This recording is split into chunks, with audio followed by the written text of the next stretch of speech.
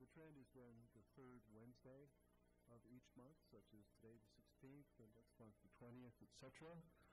But just coming across a planning commissioner manual today, I wasn't aware that by ordinance and bylaws, the meeting in December is actually the first Wednesday of December, and so that ends up being, I think, on this side, I think it's December 4th.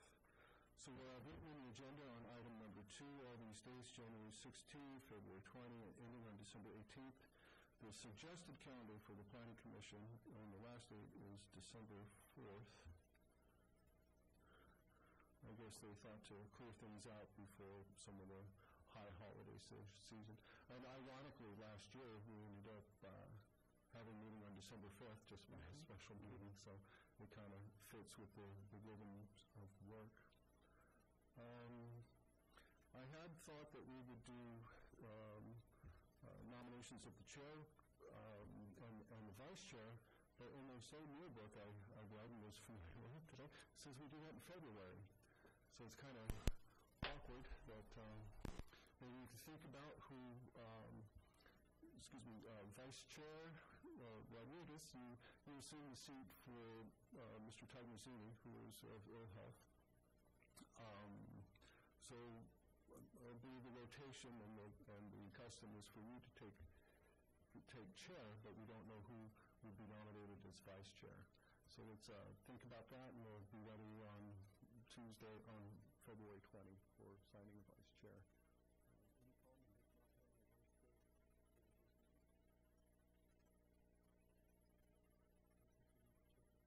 Since we have a chair, I think we're good. So that concludes departmental reports, except for one thing. I just wanted to let you know that we're planning to go a little higher tech and bring the Planning Commission right up into the 2000s. As you can tell by the size of your packet, it's very thick.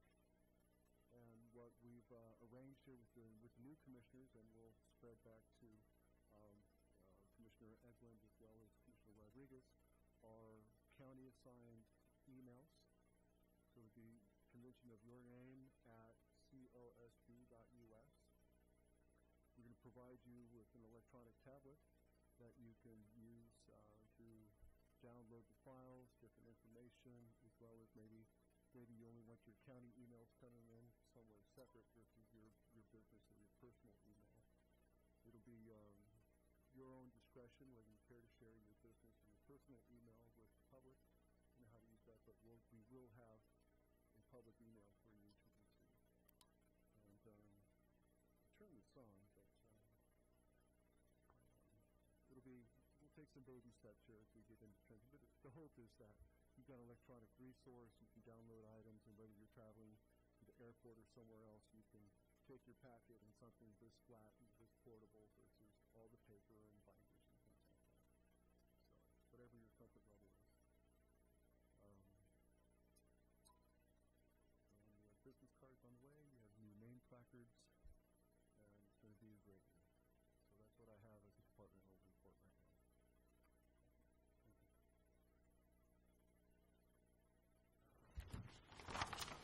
Now we go to public comment. Anybody has anything to comment on that's not in the agenda, has 3 minutes to speak. We have any? Okay, then we close public comment.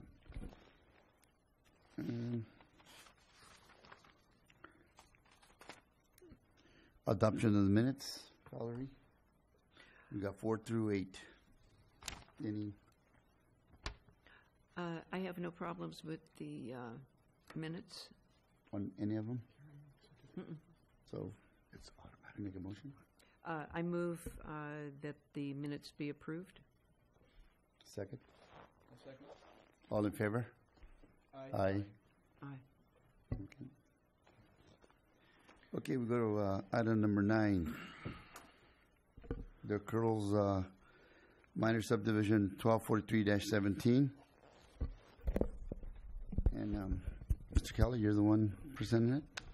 Okay. Good evening, Mr. Chair and Commissioners. Michael Kelly, Associate Planner. And let me adjust this microphone. I'm here to talk about this subdivision, minor subdivision 124317. It's at 2200 Santa Ana Valley Road.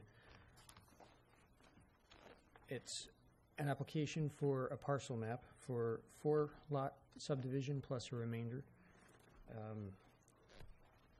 This is 2200 Santa Ana Valley Road on the map. It's about 4.5 miles east of the center of Hollister and 2 miles east down the road from Fairview Road. And it is a 59-acre parcel that has one house on it right now and land that is suitable for grazing. What is proposed there is this tentative parcel map, which is 4 lots plus a remainder, as I mentioned. Parcel 1 would be just under 14 acres. Parcels 2 and 3 would be just over 5 acres. Parcel 4, about 8.6 acres, and the remainder parcel, 2.5 acres. 26.5 acres, excuse me, 26.5 acres.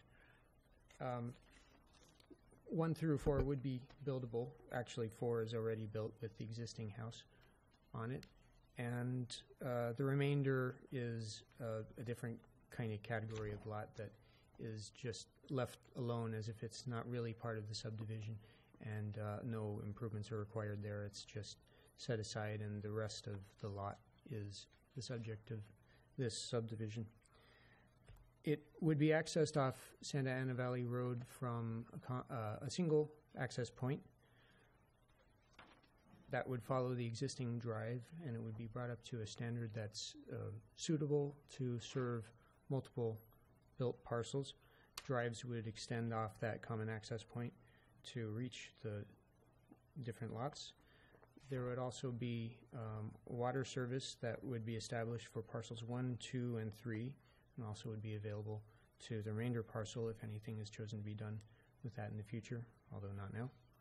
Parcel 4 has its own water service that would be separate from the other 4 parcels. I should note some background about this project. It was brought to the Planning Commission before on September 20th, 2017. There was a concern at the time about how the water would serve these parcels and how it would be shared, and that was reason for this project to be continued to a date uncertain. And so now it's back tonight with that issue resolved, as I noted with the previous, with the mention of the water service, and also that earlier project was 3 lots, while this one is 4 lots plus remainder, so the applicants requested a little bit more. An important further part of the background of this project is the general plan amendment and zone change that was done on this land before, that established this land as what's now the agriculture land use district under the general plan, and the agricultural productive zone under the zoning district, which among other things allow a minimum lot size of 5 acres, and the land use that's been proposed by this application. And when this project was proposed, the county planning staff did a review of this under CEQA, California Environmental Quality Act, to see whatever foreseeable effects would come from this change in the land use designation. And there were mitigation measures that came out of that to make the result of that action result in no significant environmental impacts. Staff believes that the conclusions of that review continue to be valid and explain the environmental effects of this proposal, provided that the mitigation measures remain in use, which they are. They're in the conditions of approval that you have in the resolution that's inside your packet, and also provided the other conditions of approval that are in the resolution that address environmental matters. And attached to the resolution is an addendum to that previous environmental review. And that essentially states that there would be no significant impacts to result from this project. Given the mitigation measures, given the conditions of approval, given the continued feasibility of the mitigation measures, and given that the setting of the site has not changed to such a degree that any insignificant effects noted before would become significant effects. So you can find that addendum in the resolution to explain that. I'll note that you'll see in the resolution the conditions of approval include condition 16, and I would like to recommend using this condition that you see on the screen instead. I think you have a memo in front of you, I'm not sure, that contains this language. But the condition that was in the resolution earlier and this condition more or less say the same thing, not exactly, but they would result in the same thing, that the water system would need to follow all of the necessary standards. And this language just reflects that there was a more recent review done by county environmental health staff to express that they're satisfied with what they found in the most recent proposal. So, with all that said, staff would recommend that the Commission review all this information in the staff report and presented now. Review the draft resolution, including the findings, conditions of approval, and the CEQA addendum that I mentioned before. And staff further recommends that the Commission make the findings included in the resolution and adopt the resolution to approve the project, subject to the conditions of approval and the mitigation measures found therein. So if you have any questions, I can help you with that. Commissioners, any questions? No, I have no questions. I just want to confirm no new buildings are proposed at this time. However, the creation of 4 lots here would enable the construction of future single-family dwellings and improvements on parcels 1 through 3 and potentially second dwelling units, correct? Yes.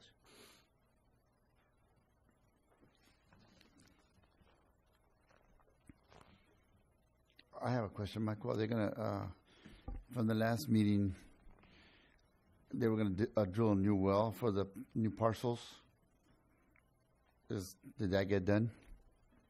The new parcels would have their own separate service. Yeah, their own separate service, separate from what's serving the existing parcel 4. There's a change in the way the piping is run. It's noted in details of the plan, but it would be a new service to the new parcels unbuilt created parcels, other than the remainder parcel. Mm-hmm. So then there's 1 well or 2 wells? 2 wells. There are 2 wells. Yes. And they are satisfactory for the amount of homes that potentially could be built. Yes. Yeah, the Environmental Health Division of the county looked at what was proposed. Certified that? Yeah. With a pump test? That is a part of what they need to see. They will look at the amount of flow and see that it meets the minimum amount of flow. What was the minimum amount of flow that they felt necessary out of that well? I don't know about this, but in general, I believe it's 3 gallons per minute per residence. Per residence? Yes. Yeah. Through the chair. Yes, sir. If I could just, if you remember, when the item was first here in September 2017, Mr. Del Curto, whose residence is there on proposed parcel number 4 around, shared a well with a neighbor. And the neighbor said, that's all fine and good, but I didn't expect you to put in new houses and divide that water. And so the Planning Commission at that time, since it wasn't, since we had a little disagreement for the use of the existing water well, he had to go back to the drawing board and pay for well rigs and tests and all those things to find the pumping rate and to work with environmental health, and decided to come back with a proposal that kept his existing house in that same relationship with the neighbor on that one well. But he's drilled a new well that's going to meet the standards for a health department for the 3 new properties that can have new residences. And the condition before you is just a little tighter language that the health department has asked, that make sure you abide by small water system permit and cross your eyes. But we wouldn't be that far with these conditions. Should have it had environmental health not approved of the water rate and quality. And so that's largely why he took a while for him to come back.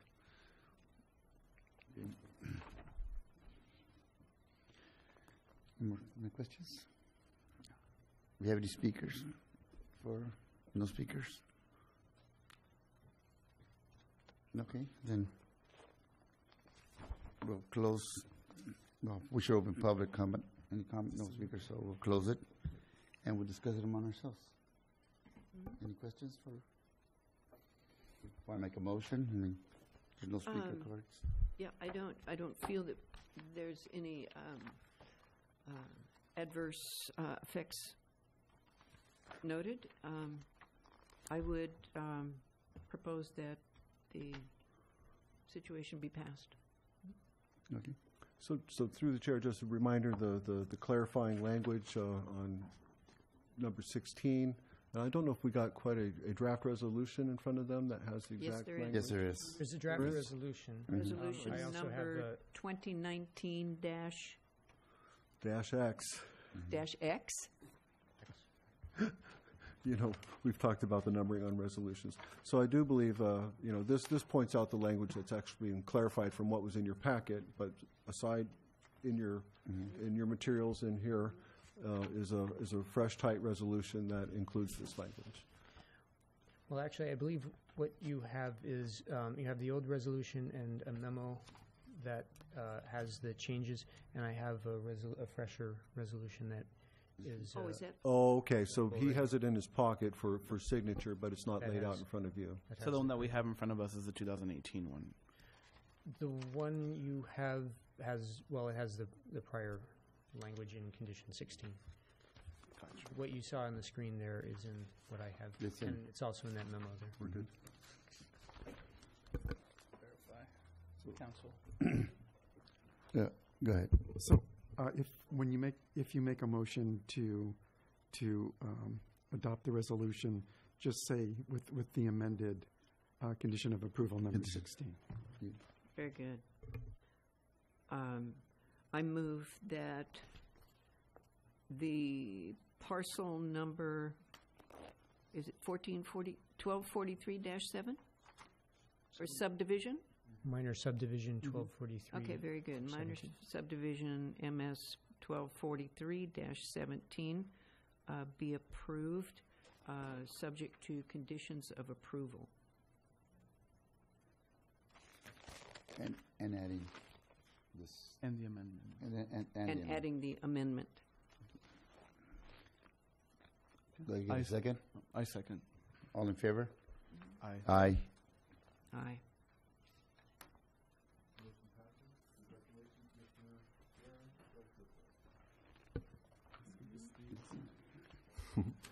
Just a matter of housekeeping, Mr. Del Curto, if we could, in the lobby or whatever, we'll get your signature on there, on the application, and we'll get the chairman's signature at the end here, and we'll be cooking by tomorrow. So I think Mr. Kelly will approach you for that signature.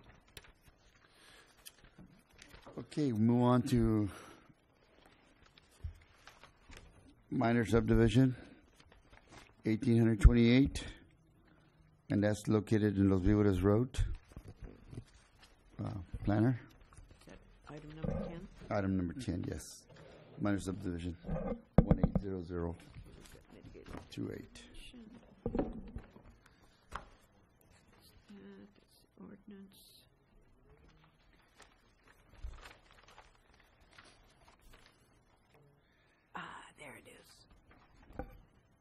there's the amendment.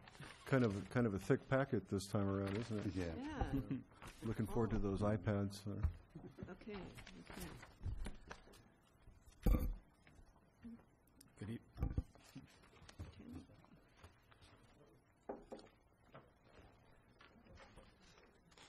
Good evening, Commissioners. My name is Richard Felsing. I'm an assistant planner with the RMA. Been here about a year and a half, going on 2 in July, I guess. But thank you, Chair Rodriguez and Commissioner Eglin. Welcome to the Commissioners Gibson and Navarro.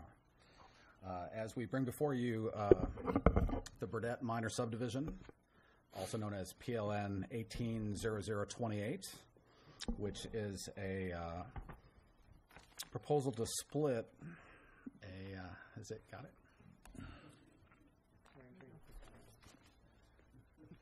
All right.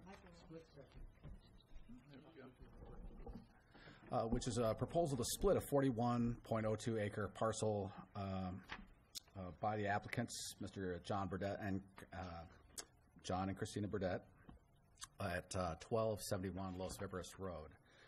And this is the parcel in question. So they refined the acreage a little bit with some line adjustments. So it'll be 27.81 acres plus 13.2 acres. It's consistent with the A agriculture land use designation. It has a Christmas tree farm on the front portion of the property, which is right here. And on the rear of the property, there's some environmentally sensitive land, floodplain, creek bottom, and some setbacks to protect that, a building setback line, and 2 residences. The primary residence is here, and there's another smaller secondary residence over here. The easement you see right along this way is the 30-foot wide San Benito County Water District regional pipeline, bringing in water to the whole area from outside the region. So that, of course, would be maintained as an easement. And this existing well here will have its own easement across parcel 1 to serve the residents on parcel 2 down here. Up at the top, you can see the parking area for the Christmas tree Christmas tree farm, a small metal building, and display and sales area back here. And these areas are for cultivation of Christmas trees. This line here, this unusual shape, is formed by the Los Vibras Creek, and there's a gulch here, and comes all the way around the entire bottom southeast portion of the property before exiting this way, and it still curls all the way down Los Vibras Road, shaping that road before you get to that straight line. So the tree farm area is flat, tabletop flat, and then right along here especially, you get a steep drop-off. I don't know if it's 15 feet to 30 feet, but it follows a topographic line there. And the internal driveway network follows this line as well on the top of the lip of that drop-off. So you've got some nice oaks, live oaks down here, subject to flooding at that elevation. And you've got a separate driveway here along that lip serving the main entrance, the main residence. And over here you have a separate driveway that comes in to serve this one. And they're linked by the internal driveway network, which is nice because what that means is this lot, this minor subdivision, has very little impact at all. It's a line on a map, and almost everything else is existing, except for the water line easement, I think, to serve the parcel 2. So again, this is a little bit easier to see here on the aerial. So you can see the tree cultivation areas here and here on the front end of the property, and the parking, the small building for storage and sales of wreaths, I believe, and some shaded covered areas. But this is the sales and display area. There's a fence to separate the parking and the other areas here. But back here, this is where you've got that steep drop-off right here. And as you drive along that, you can just look right down into that deep bench and see where the creek would normally, when it's wet or when there is water in it. This is, again, the main residence here and the secondary residence. But notice the way this line outside the parcel into the parcel differentiates, or, there's a distinct change in the land use. Across Los Fibres to the north, you've got, big parcels and ag, in extensive agricultural production. And, but south of this, south of that line here, there's more residential areas, less usable for arable land because of the creek and resources. And as you zoom out a little bit, you see the same kind of thing, just in a slightly larger context. So your subject parcel is right here. And, on the front half of the property, they're cultivating the trees. And you can see how even south of Los Fibres up to the northeast and across, you've got extensive ag. So it fits nicely into the context of the area, is what I'm saying. And this is, an even bigger zoom out to a higher altitude, so to speak. This is the subject parcel. These are the eucalyptus trees lining Los Fibres here. And you've got a quick shot to Fairview and Pacheco Highway 156. So to approve, the commission would, make findings 1 through 8 in the resolution, as found or as spelled out in County Code 23.07.006. We could get into that if you'd like to, but basically, we'd like to point out that the project is categorically exempt under CEQA, under Section 15061B3, because it's pretty clear there's not going to be any environmental impact by just dividing the two properties. You've got 2 separate existing driveways, 2 separate existing homes, and they'll drill another well. There's an existing well, so there's a lot of water available on the property, as far as I can tell. But this is actually, you can see to the right, that's the beginning of the property and the beginning of the eucalyptus trees right there on here. So this is where you can see a few trees maybe in the distance there, but that'd be about it. In any case, and this is, I made this graphic to just show a little bit because the black and white is a little bit harder to see. The red line is the new boundary, the proposed boundary that will split the larger parcel. And so up front, again, without repeating, over elaborating here, but up front is the tree parcel, the tree farm, the Christmas tree farm. And notice, so the driveway comes along this way, and it follows this green topo line here. What it marks a specific elevation, of course, but right after that, it drops down pretty precipitously. So what that does, though, is it makes the tabletop land up front valuable for ag, but the creek bottom is not usable, or it's barely accessible, really, without going down that steep incline.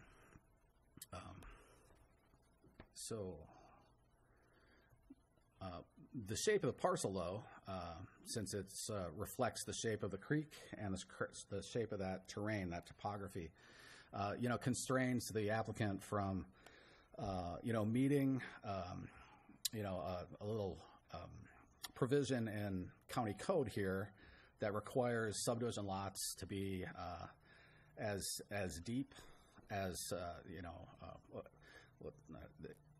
the depth to width ratio is a 3-to-1 ratio is what they're looking for. In subdivisions, you see that rectangular shape for consistency, proportion,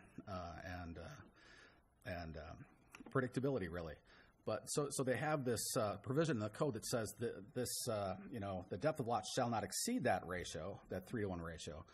But the Planning Commission has the ability to grant exceptions where you commissioners determine that the terrain or boundaries, make that advisable. And in this case, the applicant has no control over the shape of the boundaries, and the terrain really, ties their hands. So for both reasons, the Planning Commission is in a position to find that, the irregular shape of the lot shouldn't preclude or prevent further subdivision.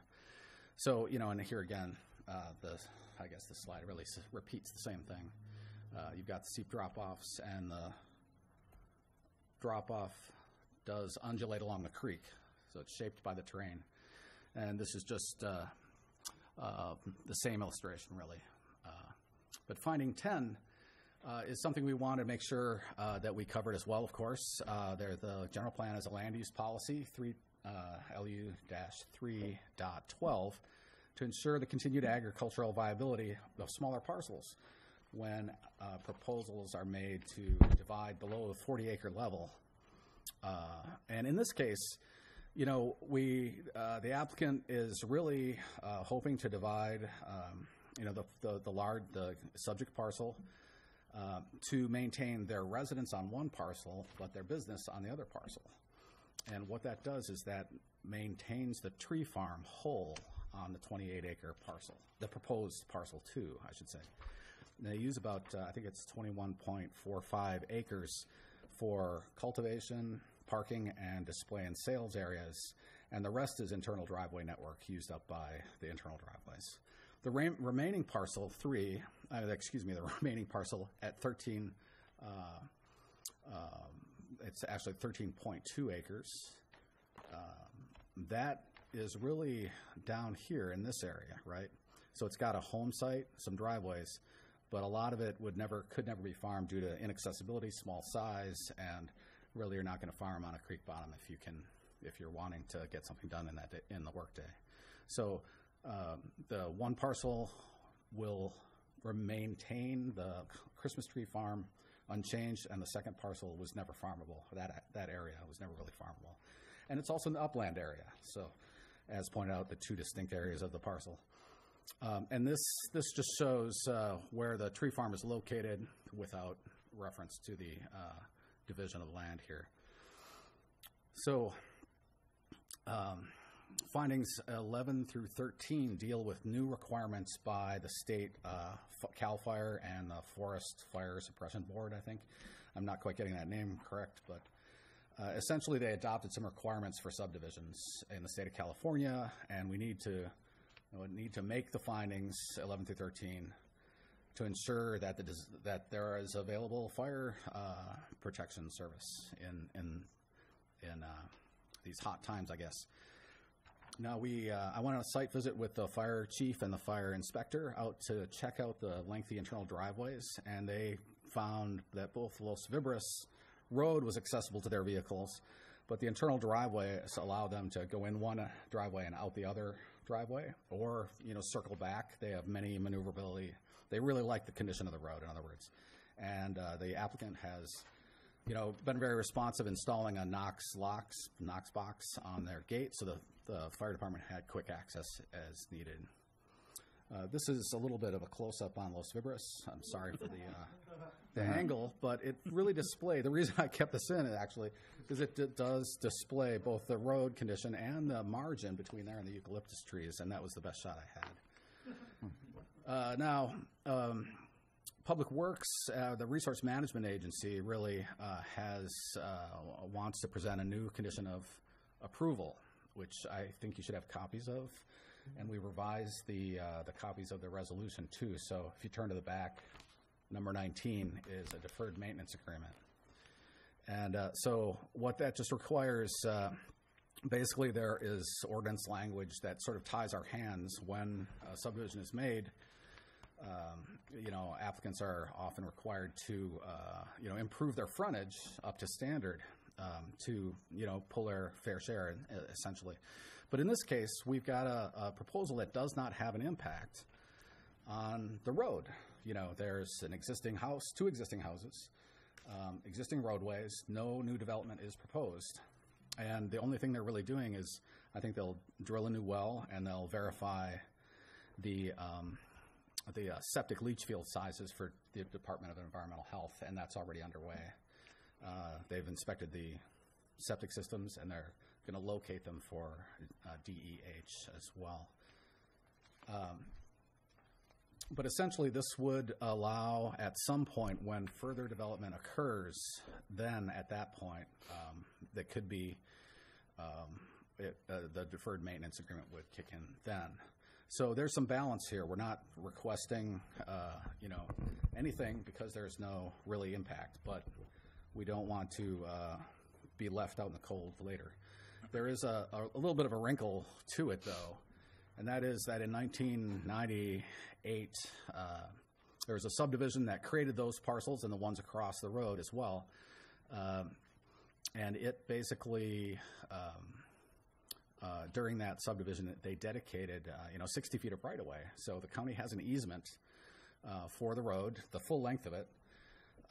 And it's not in great condition, but it is perfectly usable as it is now for the 10 residences that live beyond this particular parcel.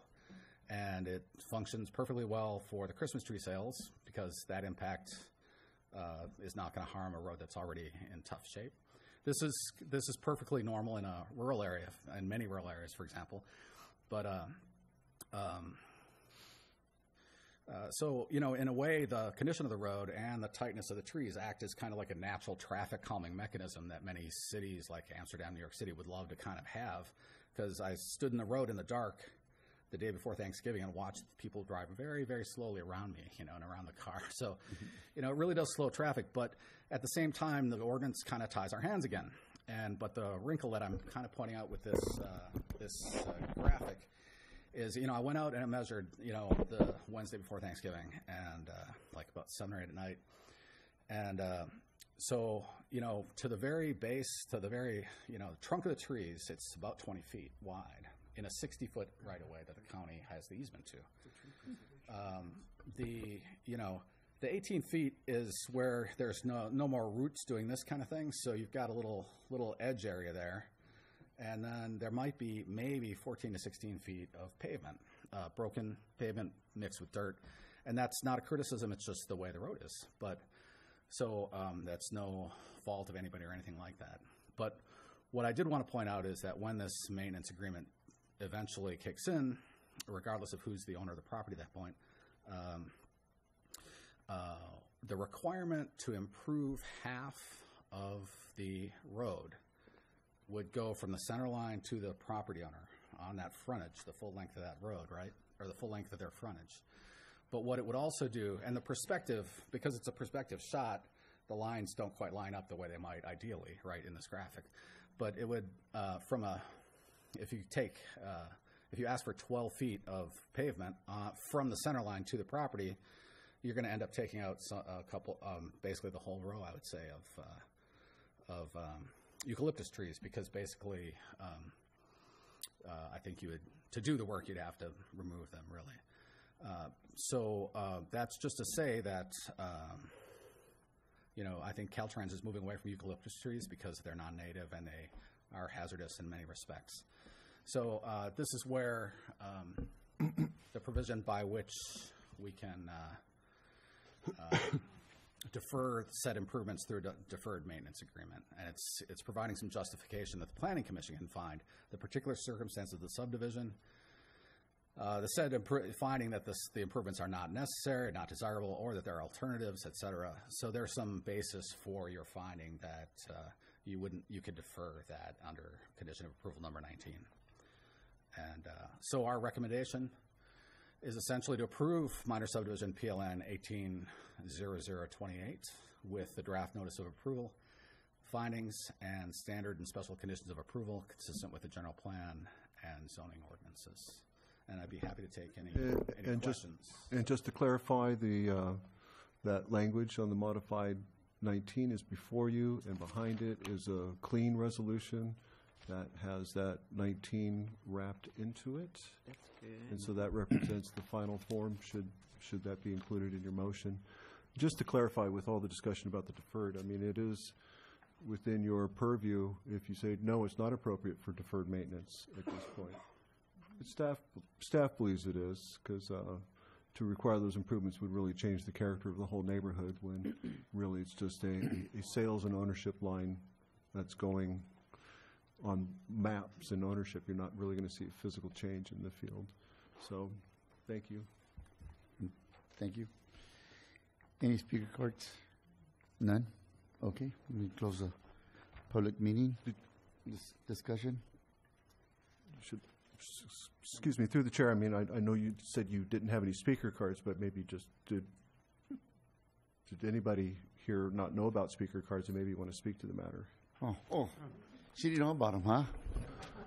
Okay, well, I have to. Representing the It's just applicant. hiding it. Okay. Ann Hall, I'm here on behalf of the applicant, and I'm just here. We have no issue with the conditions as proposed. I'm just here if you have any questions of the applicant or about the project specifically. Anybody have questions? The exceptions are for the easement, for the road conditions, right? That is going to be deferred maintenance? The deferred improvement agreement? Mm-hmm. I think Yes, that's... and that we accept that as a condition. Yeah, I think Yeah. it's a good proposal. Thank you. No, we don't want to take all those trees down. The secondary residence on parcel 1 would be served by the proposed well. Is the well in progress, or? Yes, there was one current well and there's a secondary well in progress.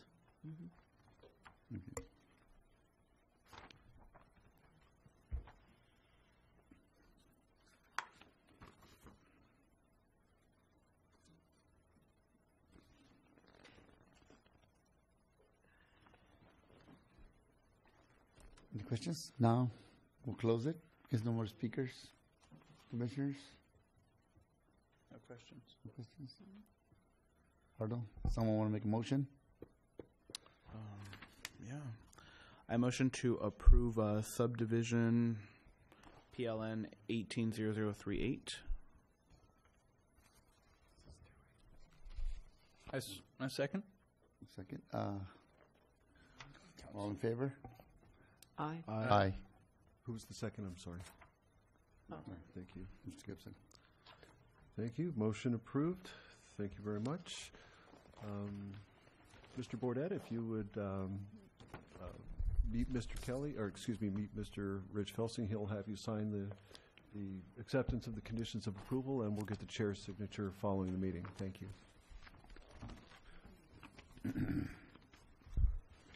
So, Mr. Felsing, we did need to announce on the Tennemer and Anil item that before you is a letter from Tennemer and Anil. Do we have that? Yes. The email? And where are you finding that? Avila was in the Construction packet Company. that we- Yeah. Yeah. And they wish to, I'm sorry, I guess I just sent Mr. Felsing, the project planner for this item, just out the door to chase the first applicant. Hopefully there's a letter before you, but it's from Tennemer and Antle, and they've requested a continuance of this item tonight with no decision to be made or a presentation by staff. They'd like to engage several of the mitigation measures, kind of do some little finance, little math on them, and maybe come back working with staff with something that meets the company's needs on some phasing. And so they've chosen to come back in February with a more confident approach and something that staff and the applicant are very would come in agreement for. So the applicant has requested a continuance on the item that was publicly noticed. Since it was publicly noticed, we'll need an action by the Planning Commission on the Tennemer and Anil.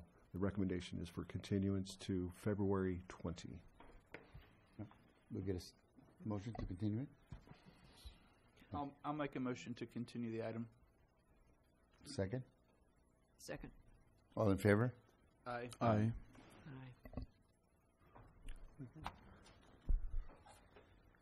Thank you very much.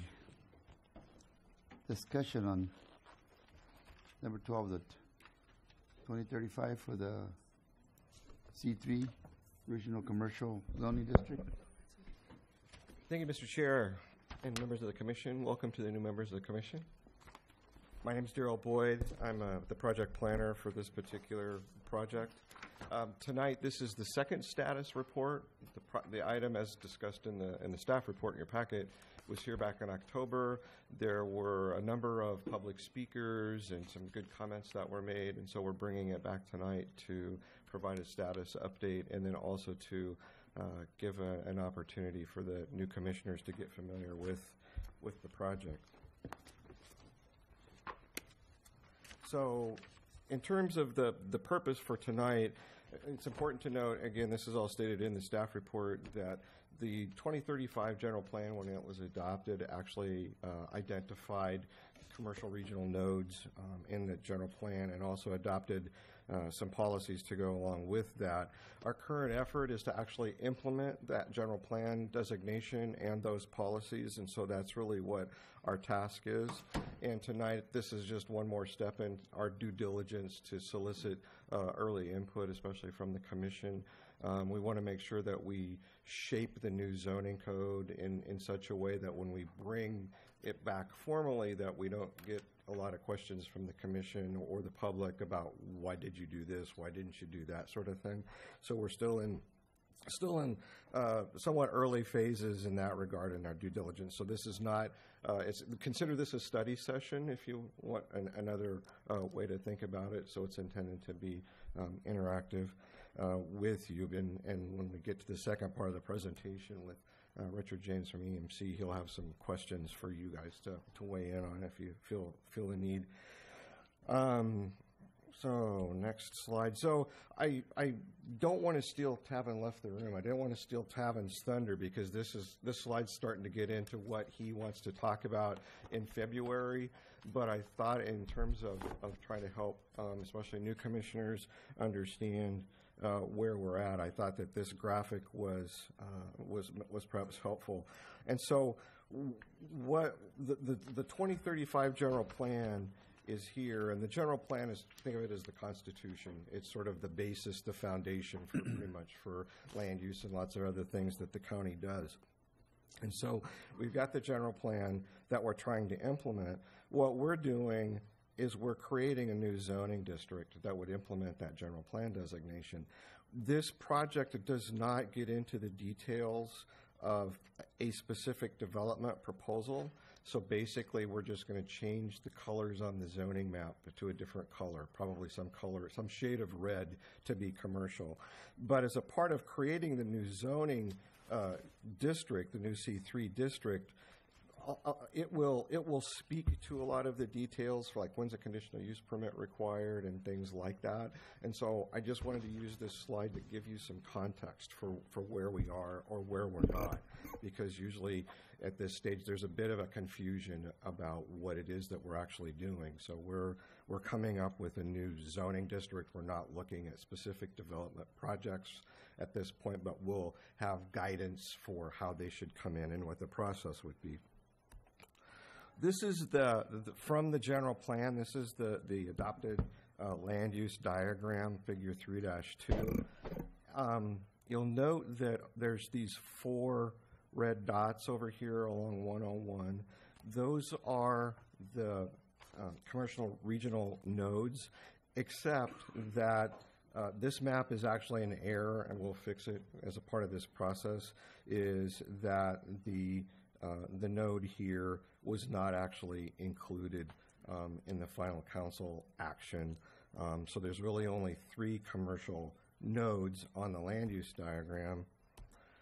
And then this is the commercial nodes figure out of the general plan as well, and this one's actually correct because you'll note that that there's no node here. Now, we are including in this process the Livestock 101 site, which is right over in here. It wasn't actually designated a node when the general plan was updated, and we've researched it, as we say in the staff report. We're assuming that it's because part of that site's already zone C2 commercial, so if you've already got some commercial, you can rezone to other commercial, and so it wasn't formally designated as a node. However, as a part of this process, that's one of the questions, is should we amend the general plan, should we amend these diagrams to actually add a dot there for Livestock 101? And so that's one of the things that staff will come back formally with a recommendation on, but right now it's a question, one of the questions that we have. Whoops. So in terms of the work products, we'll amend the diagrams, because one of the things that the general plan did is it didn't, usually we would have boundaries, we'd have lines on the map that follow parcel lines. With these commercial nodes, it wasn't done that way. It was just sort of a general dot, like you saw in the diagram. So part of what we need to do with this process is establish what are the boundaries. You know, where is this designation going to apply? What properties in, what properties out? Because that's important, because in the future, if somebody wants to change their existing land use designation to commercial regional, we need to know if they're in or out, and so we need to do that. As I said, one of the questions is whether Livestock 101 should be added as a fourth node. There may be other options available for them to, you know, to do something different without being designated a node. As I say, we're creating a new C3 regional commercial zoning district, which will implement the general plan goals and policies that are applicable. We'll amend the zoning maps to actually show what property is going to be zoned C3. And as I said before, there's no physical development being proposed at this time. It would provide the guidance for future development proposals. You should have in front of you, there's 2 letters that we got, one yesterday and one today, that we received that you have copies of. Just wanted to give some preliminary responses to some of the comments that were made, because it seemed like it'd be beneficial for the commission in your discussions tonight. Obviously, all the comments, you know, we take all the comments seriously. They'll be considered. As I say, we're still in the formative stage, and so they'll, you know, be thrown into the hopper as we prepare the zoning code language and so forth, and come back with a formal recommendation at a later date. Just to clarify, the CEQA determination on this project has not been made. That will be done after we know exactly what it is we're doing, and then we'll reassess. As stated in one of the letters, the scope of work that we have with EMC is assuming that we can use the general plan EIR, but we'll confirm that. It's just for the sake of doing a contract and budget, because we've got a reimbursement agreement with the property owners, we needed to come up with something for a dollar figure for the contract with the EMC. So we assume that we'll test that when at the right time to see if that's what we do or not. And in any case, we'll do an initial study and so forth. As I say, the CEQA was not intended to cover specific projects. There's no real development proposals at this time. Projects coming forward at a later date under the new C3 district will have to do their own CEQA and do project level impacts. We're not doing that at this point. A comment about economic considerations. Lots of times jurisdictions might do market studies and economic studies when they update their general plans. That's not necessarily required. And sometimes it's a bit dicey, because the general plan goes out to the year 2035, and trying to make economic projections that far out can be somewhat tenuous, especially if you think about the fact the economists are still trying to figure out what happened in 2008, right? So it's not really a land use issue. That's not really our job. Our job in this effort is to implement the general plan. If people have problems with the commercial nodes being designated, that's a separate topic. That's not what we're talking about. The new C3 district will be required to be in conformance with the general plan. It has to be that way. You're going to be required to make findings that it is consistent, and so it has to be consistent. And then lastly, just in terms of process, just to be clear, when we were here in October, we did send out notices to property owners with 300 feet and so forth, because that was the first time we were here. We wanted to make sure that we heard from people, and we did. We got some good comments. There will be duly noticed public hearings going forward when we actually have formal recommendations. We'll take under advisement whether we entertain some other public engagement process or not.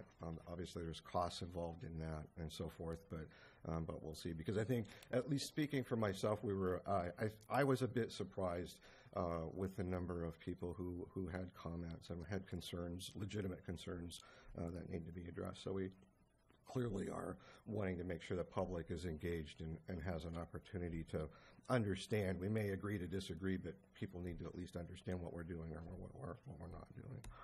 So with that, Mr. Chair, I'll take any questions. I've provided my contact information here. It was pointed out to me when I was here in October that I didn't do that, so I have my phone number, my email address, and if you don't have any questions, we'll turn it over to Richard James from ENC to get into some of the technical details. Any discussion, commissioners? Or should we open up to the public? Well, Richard James, EMC, wants to do a presentation. Okay. He's going to get into some of the technical details. Last time we went through some maps and things, and so this is going to provide some update on that. So if you have no questions for me, I'll turn it over to Richard.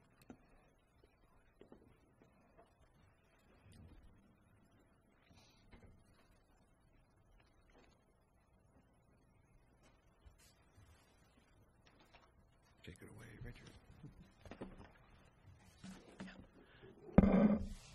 Good evening, Commissioners. Richard James. I'm with EMC Planning Group. We're under contract with the county.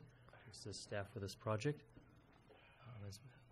As Darrell said, we were here in October, and there were a number of questions both from commissioners and from the public, and we've come back to give some additional information on the project and some of the issues around the project area.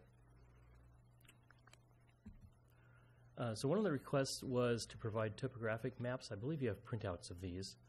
And the topo is a little faint on these particular maps, but this is the Bedabel site, which is off Bedabel Road at the north end of the county. That site is essentially level for its entire distance. There's one currently in use development there, the RV park, and then there's also a disused facility, I believe, was last used for selling trailers or sheds or something of that nature, and there's some buildings associated with that. Otherwise, that site is vacant agricultural land. You should mention that directly opposite to the east side of Highway 101 is extremely steep slopes. At the previous Planning Commission meeting, we went through the rationale for how we had identified these sites that we included within the nodes, and there were riparian areas to the north and south of this site and very steep slopes on the east side of 101. We eliminated those from consideration. Okay, this is topography for the Highway 129 site. The parcels that are outlined on this are the ones that staff had recommended. We'll get into a little later in the presentation. There were some suggestions during and after last Planning Commission meeting to add some additional parcels to this node. This site, the little piece to the north of Highway 129 is pretty level. That's used right now for some nursery operations, and then there's some people who set up temporary truck sales on that site too, right along the highway. Also, the little site that's squeezed in by the freeway ramp is level. The other sites, though, to the upper side of Highway 129 and Cyril Road, portions of those are slightly sloped, and they get higher slopes as you come up further into the site. See, and this is the Livestock 101 site. People are familiar with that. That's an existing cattle operation along Highway 101. And the areas that are currently developed on that site are level as you come right off Highway 101, and they've got cattle holding pens and that type of thing, and some stores, some store buildings. As you get a little deeper into the site, it rises up into some hillsides, and eventually it comes back down to Cole Road. And then the final site is Rocks Ranch. This is a fairly large site as it's currently delineated. When you come over the new overpass at San Juan Road, and that road kind of dead ends into a hillside, down to your left and alongside the freeway is a level area, and the rest of the site slopes up. There's an existing farm road that provides access to the upper areas, and it's envisioned that if this entire area is included in the node, that development would be limited to probably a hotel or some other sort of use up in the upper areas where there's a little bit of a saddle and some level land. Excuse me, Richard, could you, where are the eucalyptus trees that we all drive through near Rocks and Cannon Road on that image right there? Let's see. I So don't know if if you you're have a coming pointer. from Salinas along here, approaching this site, so from the left-hand side of the screen, there's some low-growing vegetation fronting this site. Or how about that Monterey Park Travel Park? Yeah, that's just beyond here. They're off the screen and up? Yeah, off the screen, right about where the word ranch is. Okay, and so Red Barn is just off and to the left? Red Barn is just below, yeah, to the left. Okay, thank you. Yeah, the county line, that boundary that angles in the bottom left side of the screen, that's the county line. And I forget, I've been up to the site with you. The peak is the peak from the bottom to the peak is what, 50 or 200 feet? I mean, it's a bit of a climb, isn't it? There's a large climb up to that peak, Yeah. and you can see that peak on this topo. It's just off the area that's Okay. within the boundaries. I'm sorry for the interruption. Thank you. I just Yeah, wanted, so that to, upper- to get oriented a little bit.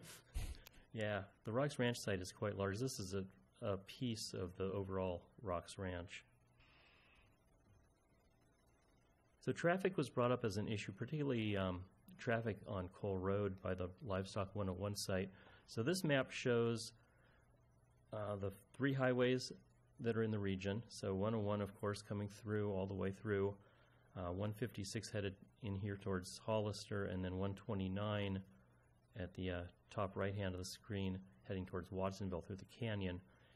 As well, we put on all of the local roads that are in the area that go through. There are obviously a lot of small local roads that dead end and don't provide any kind of through connection. There were concerns raised by the public regarding these projects, and particularly Livestock 101, adding traffic to Cole Road.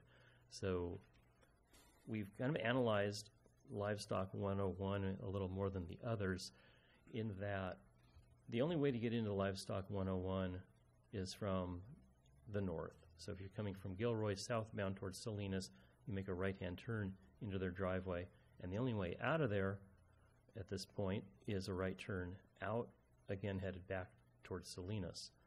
So traffic coming that would want to come to the Livestock 101 site from south, from Salinas, would have to go quite a ways up. They could make a hairy crazy U-turn at Rocks Road and Cannon, if they're up to that.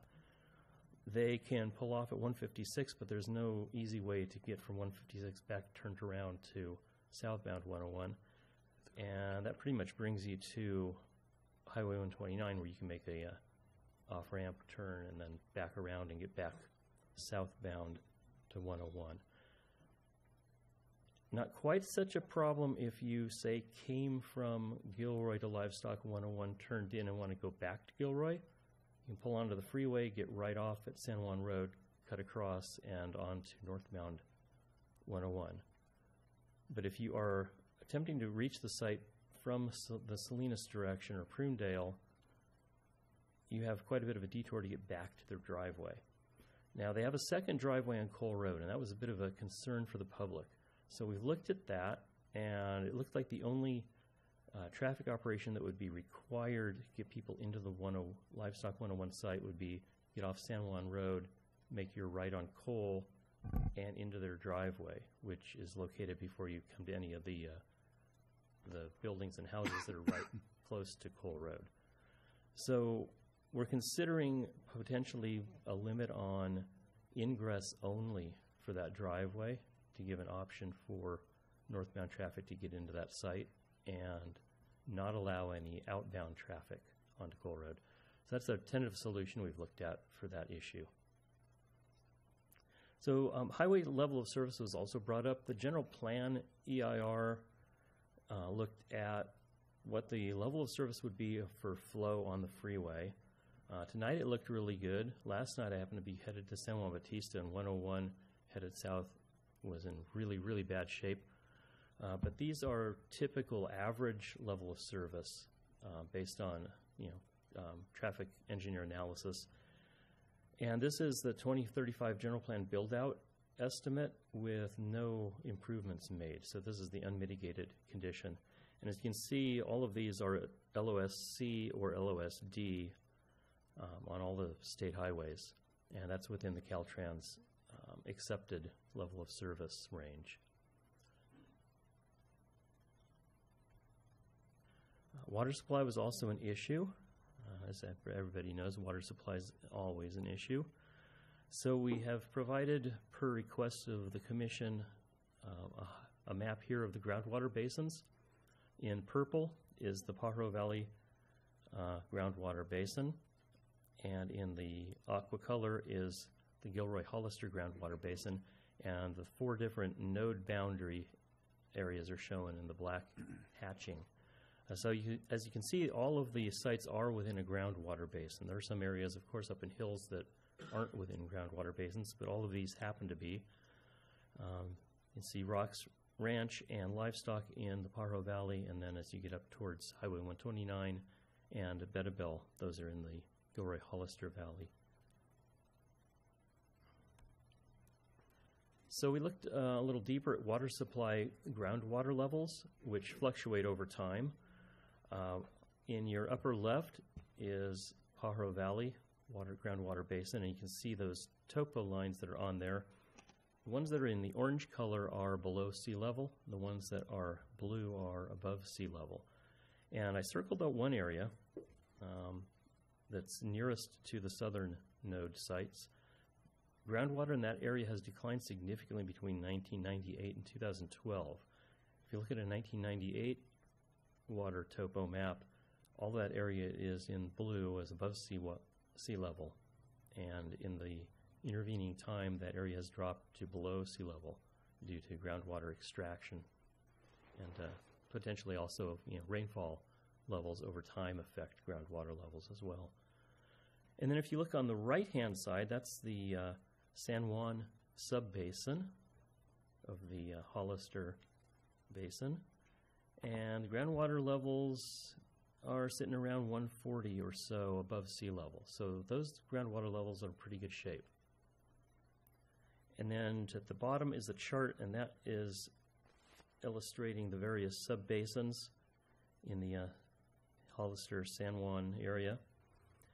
I believe it was the yellow. Yes, the yellow line is the San Juan Basin, which is the one that is most in closest proximity to the northern nodes.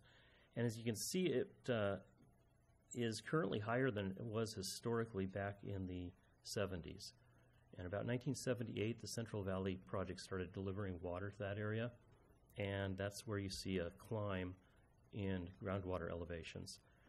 They have very gradually receded in recent years, kind of a big dip there during our drought in recent years, and they came back up a little bit. Still sitting significantly better than they were in the 70s, but they have shown a little bit of a downward trend recently. Richard, the font is so small on your graphic at the bottom. Could you tell me the year that anchors the left side of the graph? What year is approximately in the middle where it dips?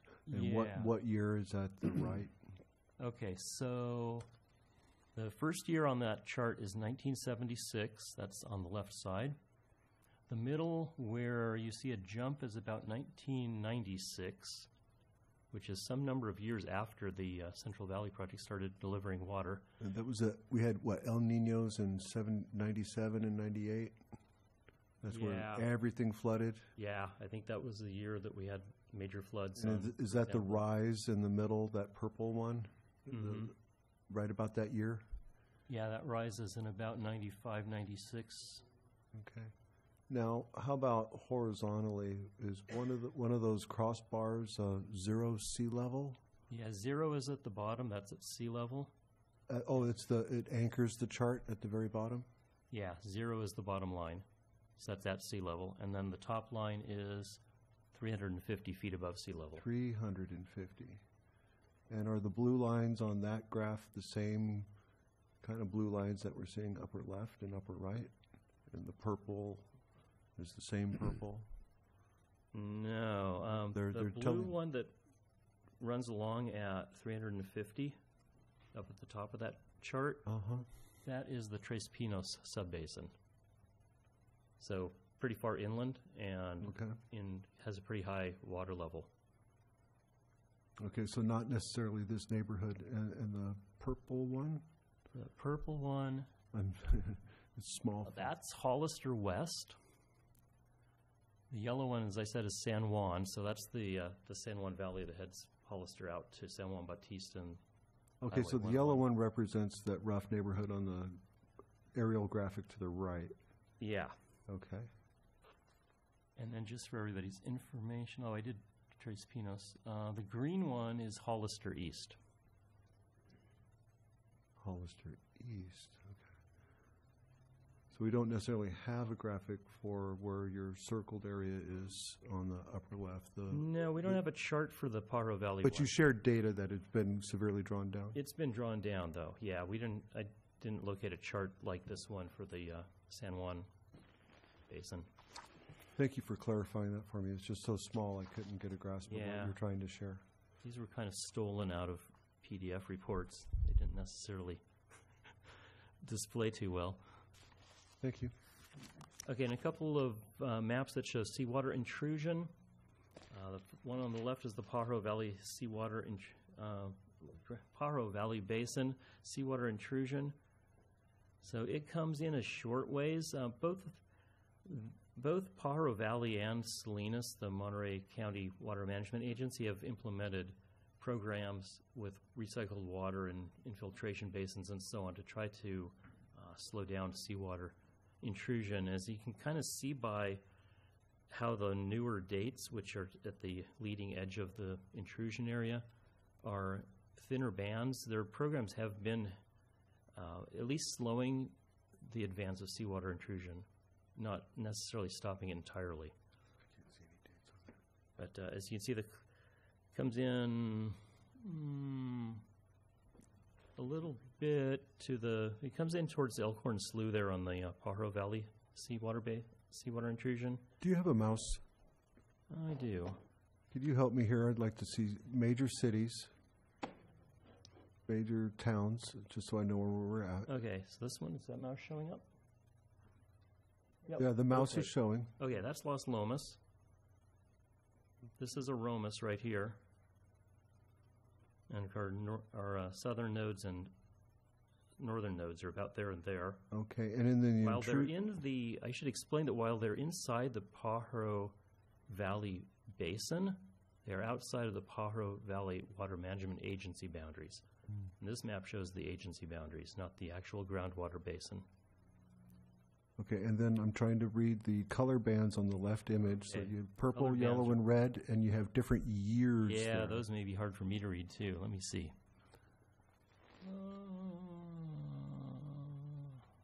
I'm afraid I can't make those out. But I believe these came from a 2015 or 16 report, so the most recent bands would probably be 2015 or 14. If I may, I think it's 2011 is the most recent one, and then Okay. by this one of the way it looks like it's 1951. You got better eyes than I do. Anyway, this gives you a sense of how far seawater intrusion has gone. It doesn't come very close to any of these sites, but obviously it does advance inland and it does affect water supplies, because the water supply doesn't necessarily come from your site. And then finally, a map of the Aromas Water District and what it serves. Of course, primarily it focuses on Aromas, but it has over time expanded to provide water to some other areas. Those are listed on here. The Ballantree Estates, which is immediately adjacent to the Rocks Ranch area. The RV Park that is just past Rocks Ranch. Orchard Acres over, I believe that's on Cannon, if I remember right. The Rancho Larias development along Ranch Road or Rocks Road and Highway 156. So in blue, let me see how those read. Yeah, the dark blue lines that are on the map, those are actual location of Aromas Water District water supply lines. So you can see one comes right through the middle of the Livestock 101 site. That one serves the RV park. It branches off and serves Orchard Acres, and then it also continues on to Rancho Larios. Red hatched area to the left. There are no water pipes near the two northern nodes. And there's one that they reach out a little bit towards Highway 129, but not particularly close to the northern nodes. Okay, another issue that was brought up was flooding at the Rocks Ranch flooding. So the node, that's the area that's right along the freeway that's low right where San Juan Road comes across, Highway 101. And that lower part of that site has a drainage that parallels Highway 101 with a row of vegetation, and definitely has the potential for flooding, even though it's not a Federal Emergency Management Agency flood zone. It still can collect local water runoff and experience flooding at times. We had a person within the audience and one of the planning commissioners both confirmed that was the case. Flooding potential would be greatest on the west side of that node nearest the highway where the drainage is, obviously, because the elevation's a little lower there. Flooding issues, we think, first off, they aren't probably a concern at a zoning stage because they're not, it's not a FEMA designated flood zone, so we don't think we have significant ongoing flood issues from overflow of a river, for example. But the county does have County Code Chapter 19.15, which puts in place a number of requirements for dealing with floodwaters, and we think those would be adequate to address any flood issues there. So next we get to discussion of boundaries. We presented at the last Planning Commission meeting we attended our staff recommendation on boundaries. A number of other ideas were submitted either during the meeting or after. Most of those had to do with Highway 129.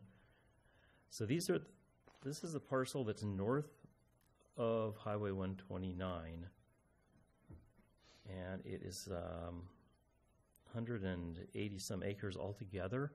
5.5 acres were already included. That's the flat spot where the nursery operations are and people park trucks and sell various items. Those were already in. Click this. There we go. That's the part that was already in, and as you can see, there's another 176.6 acres suggested to be included. Staff doesn't really recommend any addition in this area. I think the area that's already included is suitable. To include any additional area, you have to get past a line of riparian vegetation and a drainage. If there were any consideration of additions, we would suggest limiting it to maybe 15 acres as outlined in the gold. But again, we don't really recommend any addition beyond what's already in.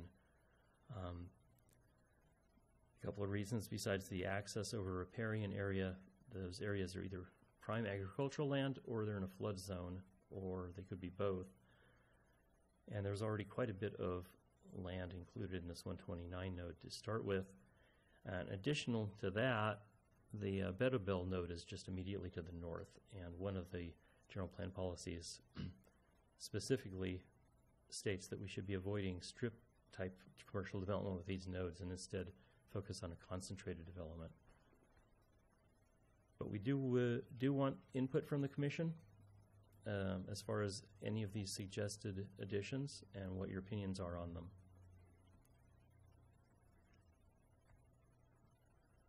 Okay, and this is one, I don't think this is on the printed map that got distributed to you because I think we missed putting it on. This was the, referred to as the quarry parcel. It's actually a construction yard. The front half of it's in agriculture. This is right across from the high school on the northeast corner of 129 and 101. We originally had not included this parcel because of the prime farmland in the front part, and if the construction yard were at the front part, we might have thought to include it, and the farmland could have stayed at the back, but we were a little bit concerned we'd be taking out some farmland that didn't need to be taken out. We're neutral as far as adding this or not. We're going to defer to Planning Commission to to say if they think that's a good idea to add this one or not add this one. And I believe the site actually goes a little farther than this is shown. There's a second parcel there immediately to the right that covers the rest of that disturbed area where the construction stuff is. And then another proposed addition at the 129 was additional land on Cyril Road. In gold, you can see that piece. That's part of a larger ownership that includes some of the land that's already in. These parcels here are already included in this area here we had looked at initially and decided. So this is the parcel that's proposed here, and these are part of the same ownership here, and they're already in. As you get south along Cyril Road, the slope up from the road gets steeper and steeper. The first slope is not so bad, right near the intersection with 129, it's fairly level.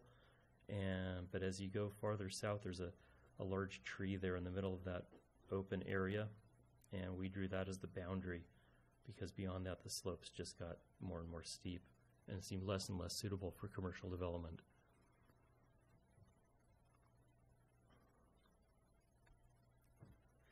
And then finally, the question of boundary at Livestock 101. We have tentatively included the entire Livestock 101 site.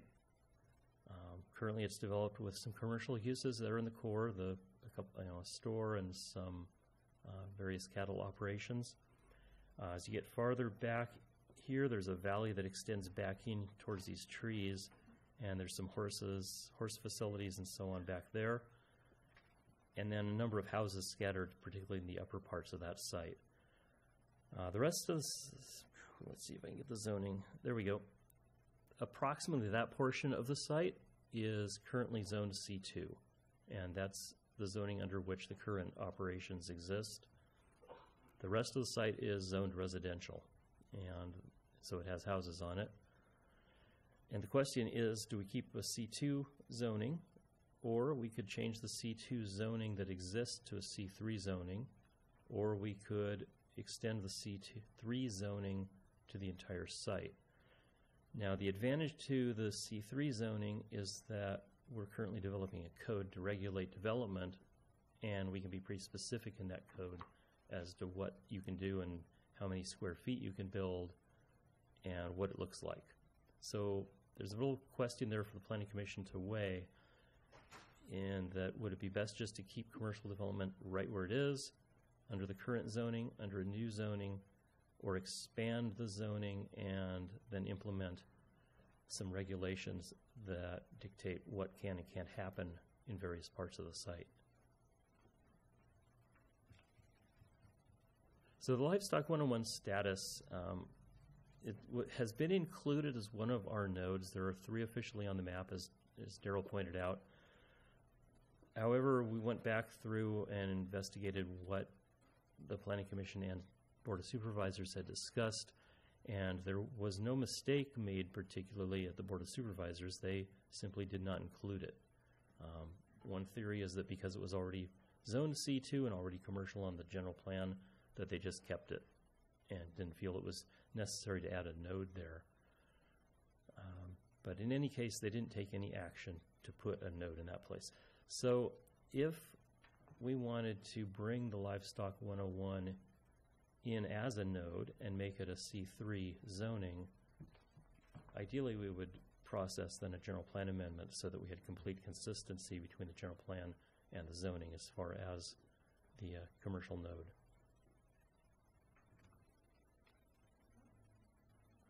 So we looked at development potential because we started, because questions came up about where should the boundaries be and how much development will there be. We went through each site. We estimated what percentage of each site had constraints that would preclude development: steep hillsides, scenic hillsides, wetlands, riparian areas, floodplains, and so on, and drew up a table that's in the memo that's attached to your staff report.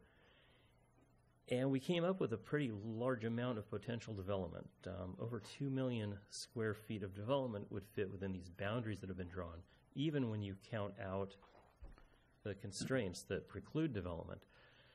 So we are entertaining the idea that there would be a cap on how many square feet of commercial development could be developed within any of these nodes. Because if you simply applied the typical commercial formula of, say, a floor area ratio of 0.25, meaning for every 100 square feet of land you could build 25 square feet of building, you're going to come up with an awful lot of building. Just to put this in perspective, we measured the roofs of the 2 shopping centers in Prunedale, and they were at about 70,000 in one of those shopping centers and 100,000 in the other. I also measured Casa de Frida, but I can't remember exactly what the number was. It was similar if you counted out the RV part of it. And then we also did look at one of the travel stops along I-5, and again, kind of similar in that general square footage. So we think somewhere in the neighborhood of 75,000 to 100,000 square feet is commercially viable. It's big enough that it works from an investment standpoint, given that we've got so many in that general area as far as development square footage.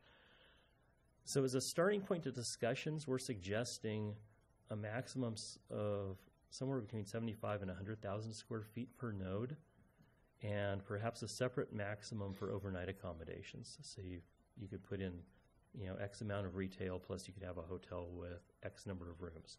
So we want to throw it to the commission, see what you think, and have a discussion on that and give us a little bit of guidance as to where to draw a line, because we're pretty sure a line needs to be drawn.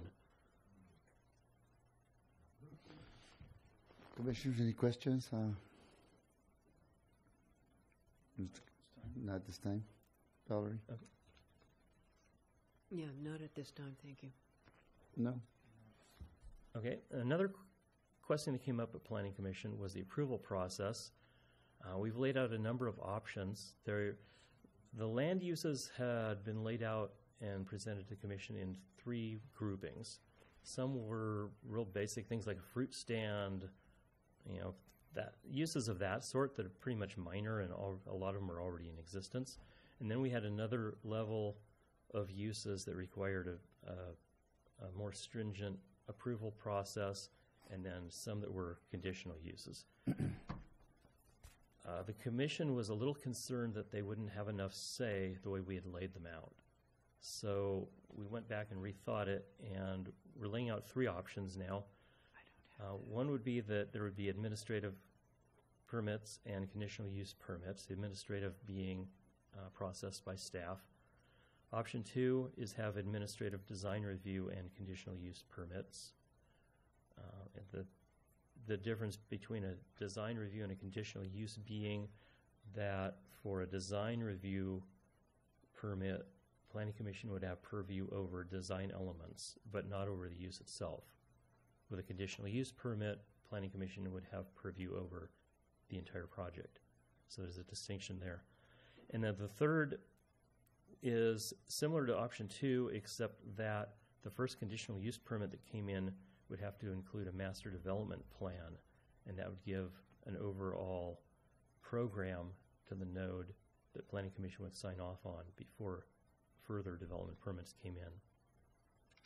So we're looking for input on those options. Future rezones, if there were additional nodes, or say livestock didn't get brought in at this time and it was proposed later, we will include a process whereby somebody could come in and propose a new node.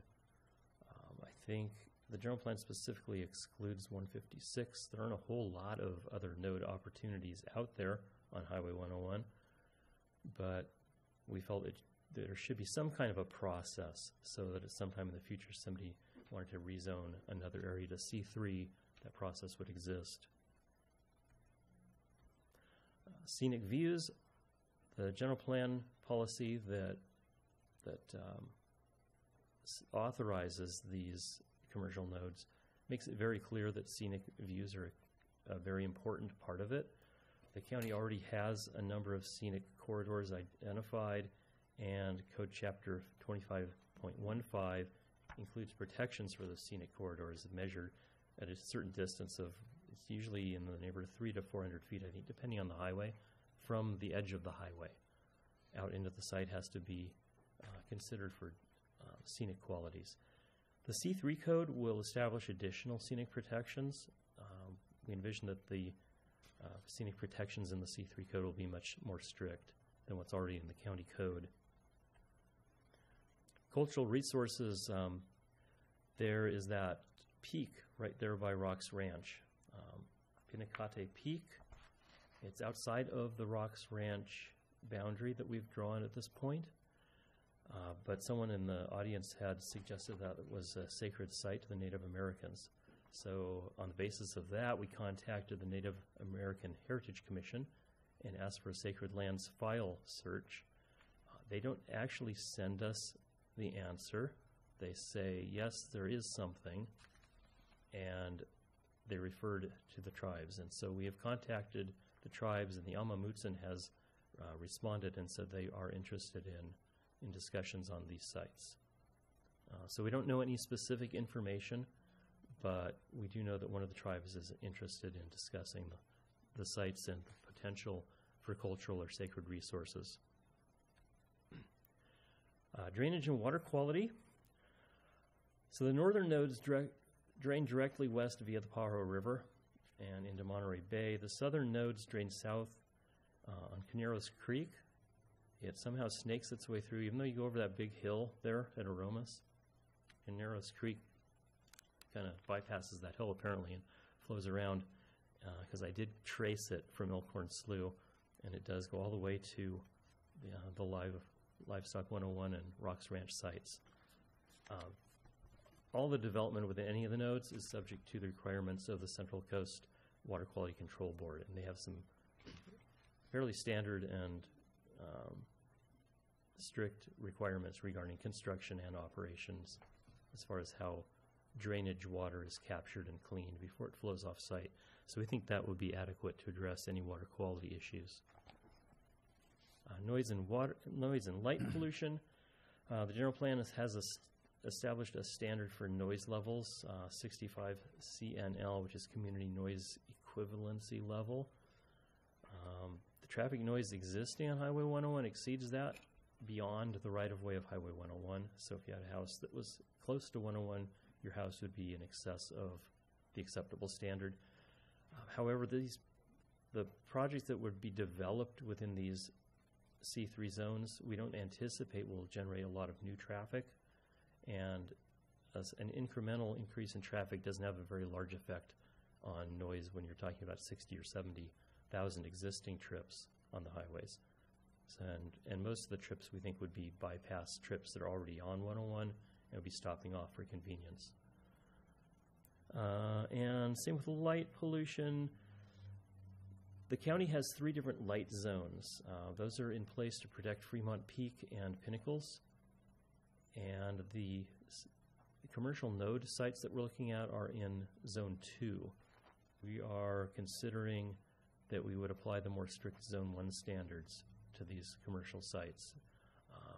Drive through there at night right now, it's nice and dark and nice and rural, and we think it would probably be appropriate to extend those Zone 1 controls into these nodes.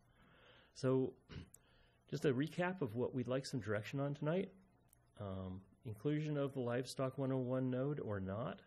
If we do include it, it requires a general plan amendment. Consideration of the boundary and appropriate zoning for the Livestock 101 node if it's included as a node.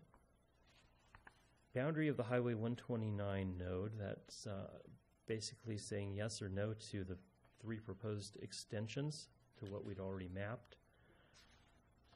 And on any of these boundaries, we can still take input if you think any of the boundaries should be changed in any other way. And then development limitations, as I went over, we've got way more commercial capacity within these node boundaries than we think is appropriate, and so we would like to limit that. Like some input from the commission on that, and then input on the approval process. And that, I believe, yes, concludes my presentation. So if you have any questions, I'm happy to answer them.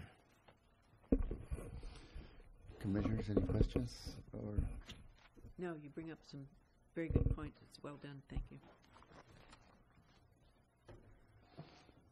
okay then. Okay, open up the public speakers.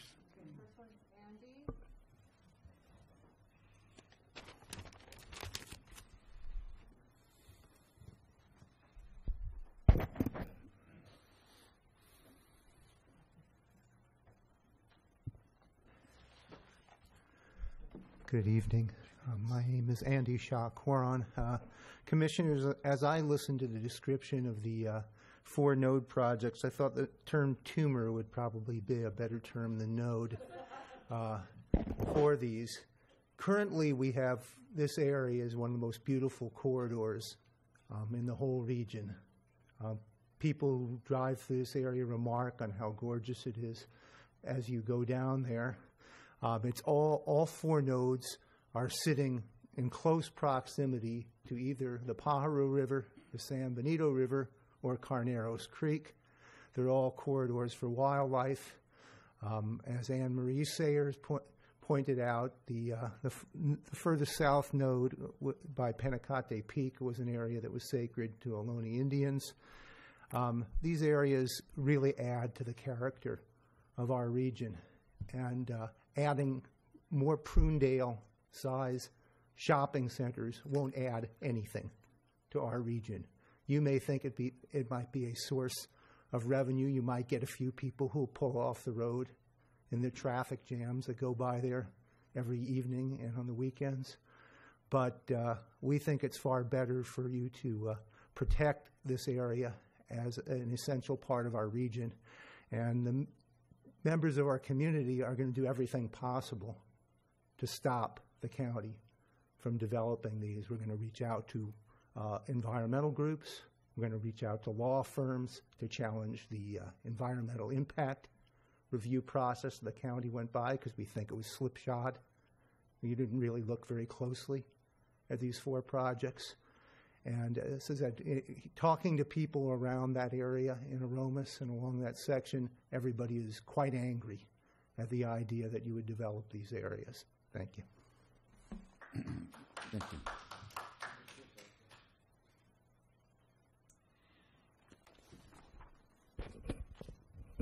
Next speaker.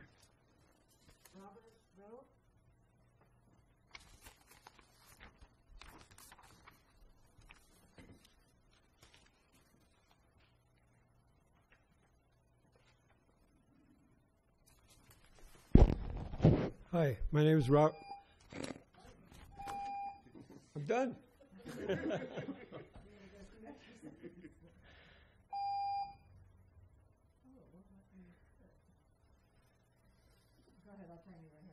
Okay. So my name is Robert Robe. I live across the street off of Ricardo Road, which butts into Cole Road. My property looks directly at the 101 trailer site, which when we bought that property, it's horse property, it's 5 acres. The area is called the Aromas Hills Equine Estates. We walk our horses up and down the road. We ride our horses through the 101 property. We have permission to do that up into Granite Rock property, which I understand eventually Granite Rock property, they want to make that into a park, which would be awesome. I see joggers in the 101 property there. It's just it's a beautiful site. I go back to when the owners of that property bought their house and they looked over at the hillside where I live now. There was probably no home there. So I get at one time he was looking over there. They were looking over at our property saying, hey, there's no houses there. This is beautiful. And we're doing that right now. We're looking across the street. And there's a red barn on one side, and there's a hillside, Picante Peak, I guess they call it. It's gorgeous. It's just beautiful. People travel down 101 to go to Monterey, Carmel, wherever it's so busy. But when they come down, like Andy was saying, you see the cows on the side, they're up on the hillside. It's especially now, it's amazingly gorgeous. I'm not totally against development. I know there's progress that's needed out there. There's funds to pay for staff and everything. I drove down here tonight. I must have counted 5 or 6 huge lots that were vacant right here in town, just like 2 blocks away. Develop that if you need money. I mean, for crying out loud, don't develop these sites out there. But if you have to do it, it has to go through the 129 site, in my opinion, is not a bad gig. You got on-ramps and off-ramps in the new eastern site over there by the school. Take away a little farmland. I don't like that, but we got lots of farmland. We got lots of ag here. That's a nice little site. The high schoolers could use it.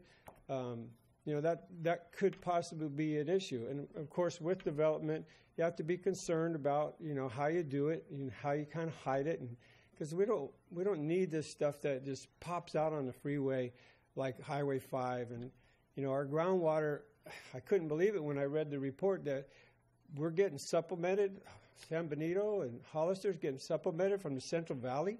They need their water. We're taking their water, and now you want to take our water. We're in Aromas. Yeah, we're in the basin for Pajaro. It's a critical issue. Our well was 750 feet deep. I'm on a well. We had an earthquake before I moved there. It dropped down to 500 feet. We still had water, thank God. If we had to tap into Aromas water, I saw in the neighborhood, lady had to pay $60,000 just to tap into their water. So really look at this and be cautious about this. Thank you. Thank you. Okay, and the next one is Mary. Last name? It's Shaw Foran. Hello, I'm Mary Shaw Corin. I live on Ricardo Drive, which is overlooking the node that you call Rocks Road. I kind of call it Red Barn Node because that area is pretty long. It's 90 acres that you're actually wanting to develop, and I'm very strongly opposed to it. It is the area that is near that circled area where one of the gentlemen here talked about how the groundwater has greatly declined. And we already knew that before this report because there are people on Cole Road who have lost their wells. Some of my neighbors have had to, the Dante Robles development had to deepen their well. People in that area, I'm going to just name a few, Oak Ridge, Ballantree, Chateau Drive, they lost their wells. And I've lived there 30 years, so I've observed this. And so Aromas Water District has been asked to give water to all these different areas. Some of them, Ballantree and Oak Ridge, are in the Monterey side. So this last node is right on the border of Monterey County and San Benito County. The water table there is an overdraft, which means that we are drawing more water than nature provides. It's not sustainable at all. So when you propose to put a commercial development, the thing I keep hearing about is a hotel, basically on the Rocks Road, Red Barn side. It's a pristine area, but to put a hotel there would draw so much water from our aquifers. It's irresponsible. What happens if all our wells go dry? Are you guys going to help us out and ship water from Hollister or San Juan Bautista area to Aromas area? That is a question. So that's something you have to weigh, is in the future you might all get sued for taking our water, which we are struggling with already, because so many people's wells have gone dry. The other thing I want to mention, Seth Capron couldn't be here. He wanted me to mention that the egress that is being proposed to use Cole Road from San Juan Road to go to the 101 livestock auction, that would really transform our rural character. It's a very small road and very quiet right now, but to allow that to be the entrance to a dude ranch would be terrible for our community. And anyway, I also wanted just to conclude, someone who couldn't be here, Catherine or Marla Anderson, said to remind you to read her letter. She wrote her letter, and she wanted to say that she is organizing with many other community members, some of them here, a group to try to stop this project. We're going to fight very hard, and some of us worked on Measure J, so you know that we are very strong organizers. Thank you for your time. The anti fracking. Wolf?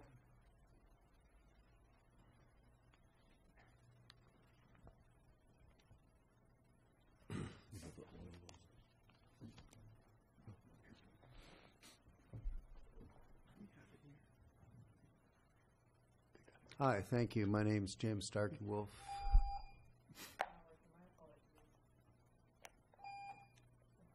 I live in Prunedale and have been a student of indigenous spiritual ways my entire adult life. And I understand that Anne Marie Sayers was not able to be here tonight. So I was sorry that she wasn't going to speak on this. It seems pretty clear that there are a lot of religious sites all through there. And I'm not just talking from a American Indian point of view, but I'm talking from a point of view of indigenous peoples everywhere that we can recognize the beauty of that area, and that these have been ongoing religious sites, and they are today. And I can personally say that my son, who's almost 38 now, was instructed to go to the big rocks up there for a ceremony when he was 15. And we have a lot of different tribal groups that area represents, including Esalen Nation of Monterey County, which has that name Monterey County because that's where right now the people are, but they've been involved in this area for at least 10,000 years. That's the old Hokan-speaking people of the area, and their tribal leader and chairman was involved in having my son do ceremonies there. And so I think that we're going to see Amun, Moots, and Rumps, and Salinan, and Esalen people all speaking about the important religious nature of the rocks there, and that place that even the graffiti people seem to find so enticing, that's painted brown now. But all those rocks are old religious sites, and anywhere we go in the world, you know, that people recognize that those kind of rocks are very ancient and very important. So I'm glad that that's one of the areas that you're looking at, and not so much because it's. Thank you, sir. Thank Time's you. up. That Thank this you. is part of the ecology that we all are concerned about. Thank you. Next is Glenn.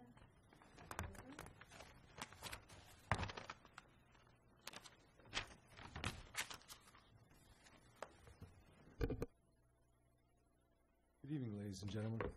My name is Glenn Scogan. I'm a property owner on Cole Road.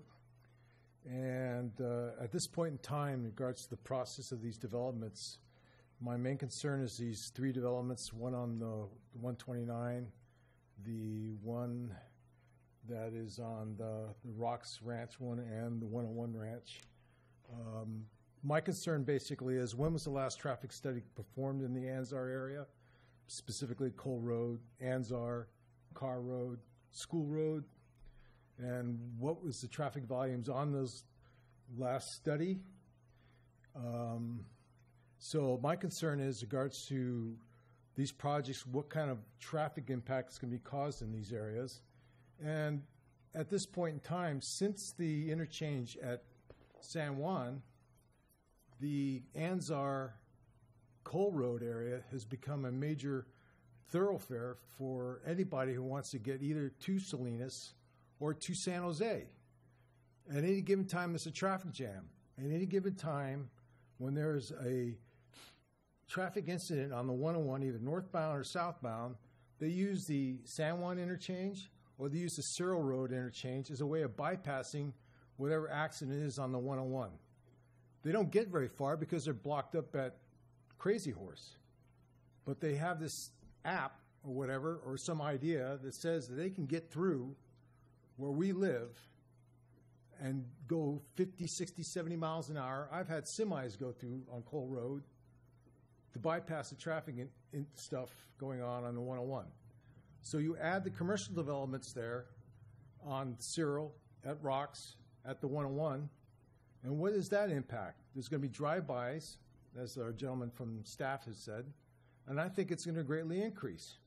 So what is that going to do in regards to my pursuit of happiness, in regards to what I have there now, in regards to being able to use the roads to get to and from where I need to go, to allow my grandchildren to walk on that road safely without getting run over by some guy in an F-350 full of ladders on his way home from San Jose going to Salinas because he feels he can save 5 minutes so he can get home for dinner.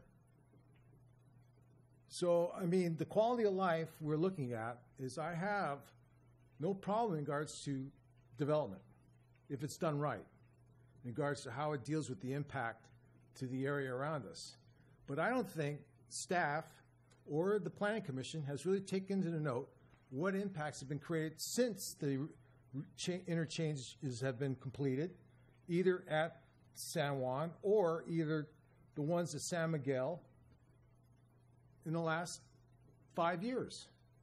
All you have to do is go to Prunedale and look what's going on San Miguel at any given day or night. So thank you for your consideration tonight. Thank you. Next is Dan Goodbye.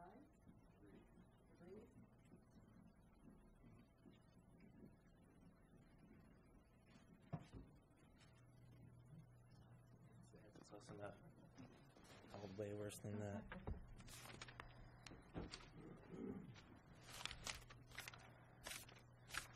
Just find my notes.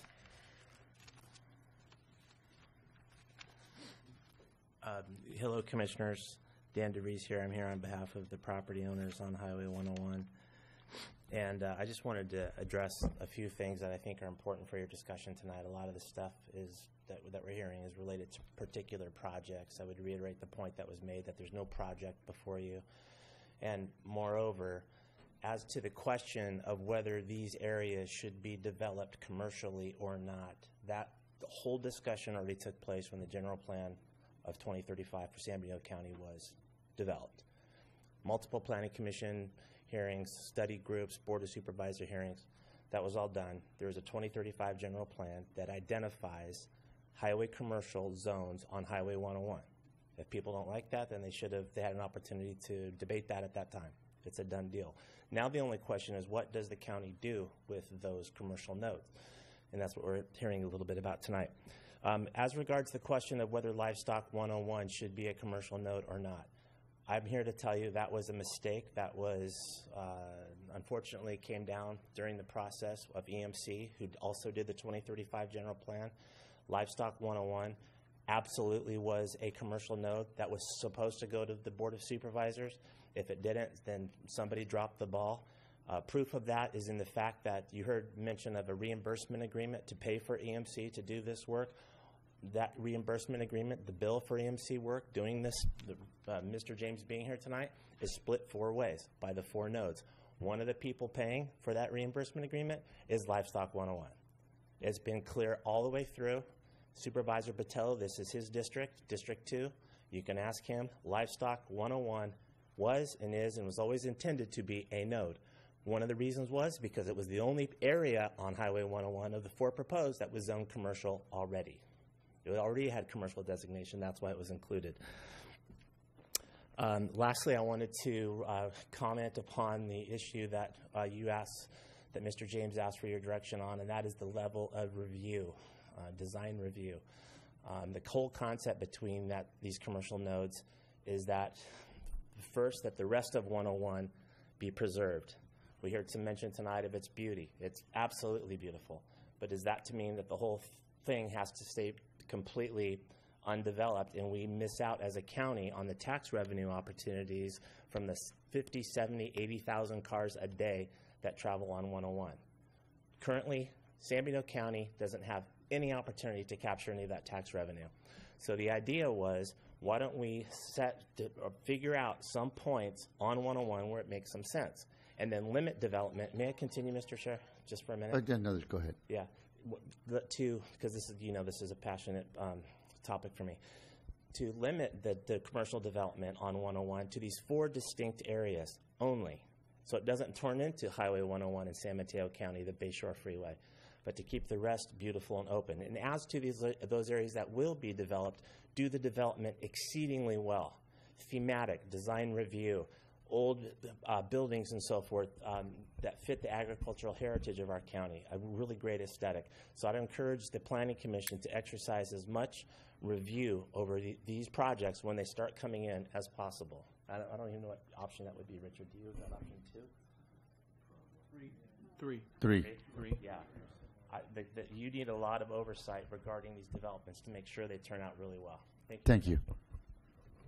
One more, Gina.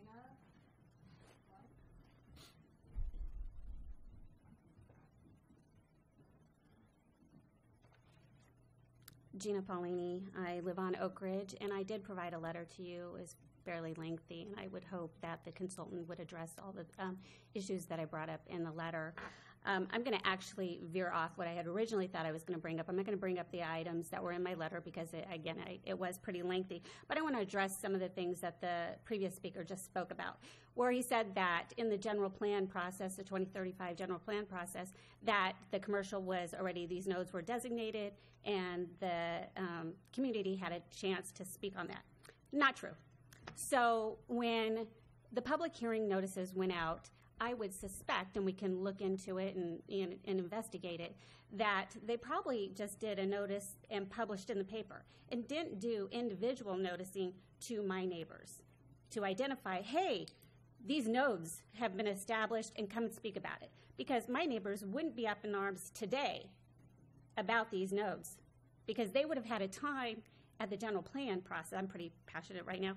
They would have had time at that point to discuss the nodes and say, hey, wait, you're designating these nodes, and today they've just heard about these nodes. So I think that we need to look at that, where he's saying it's a done deal. The other thing that I think is an issue, and I will touch on this a little bit, is the economics of the commercial aspect of these nodes. Where's the economic analysis? Not a CEQA issue, I would admit, but where are the people going to come to visit these commercial areas? From Morgan Hill to Gilroy, they can't fill their retail spaces. They have semi-retail and non-retail users going into their retail spaces because they can't fill them. What makes San Benito County think that they can fill these spaces if they rezone this property? I think it's very important that an economic analysis be performed. Also, Oak Ridge. I live on Oak Ridge. We've had to hook up to Aromas Water. It is a huge assessment that we pay. It's concerning to me that we would be drawing away from Aromas Water for these commercial uses. Hotelers, they draw a lot of water. So if you build hotels, bring tourism in, I know TOT tax, big deal for the county, but I think it's an issue for us. Let's see, what else do I want to address? I think it's really important public engagement. I think it's really great that we have our neighbors and our community here. I think that it's great the commission is listening to us. I think we need more of this. I think before the commission gives direction on the process and what they want to do, you need to really engage with our community because we're just learning about this. You had the meeting on October 17th. You have tonight. I think we need to slow this train down and just kind of take a breath and let the community digest this, understand what's going on. Thank you. Thank you. Yep, through the chair, I'd like to identify that we have one more speaker card, Mr. Todd Cushman.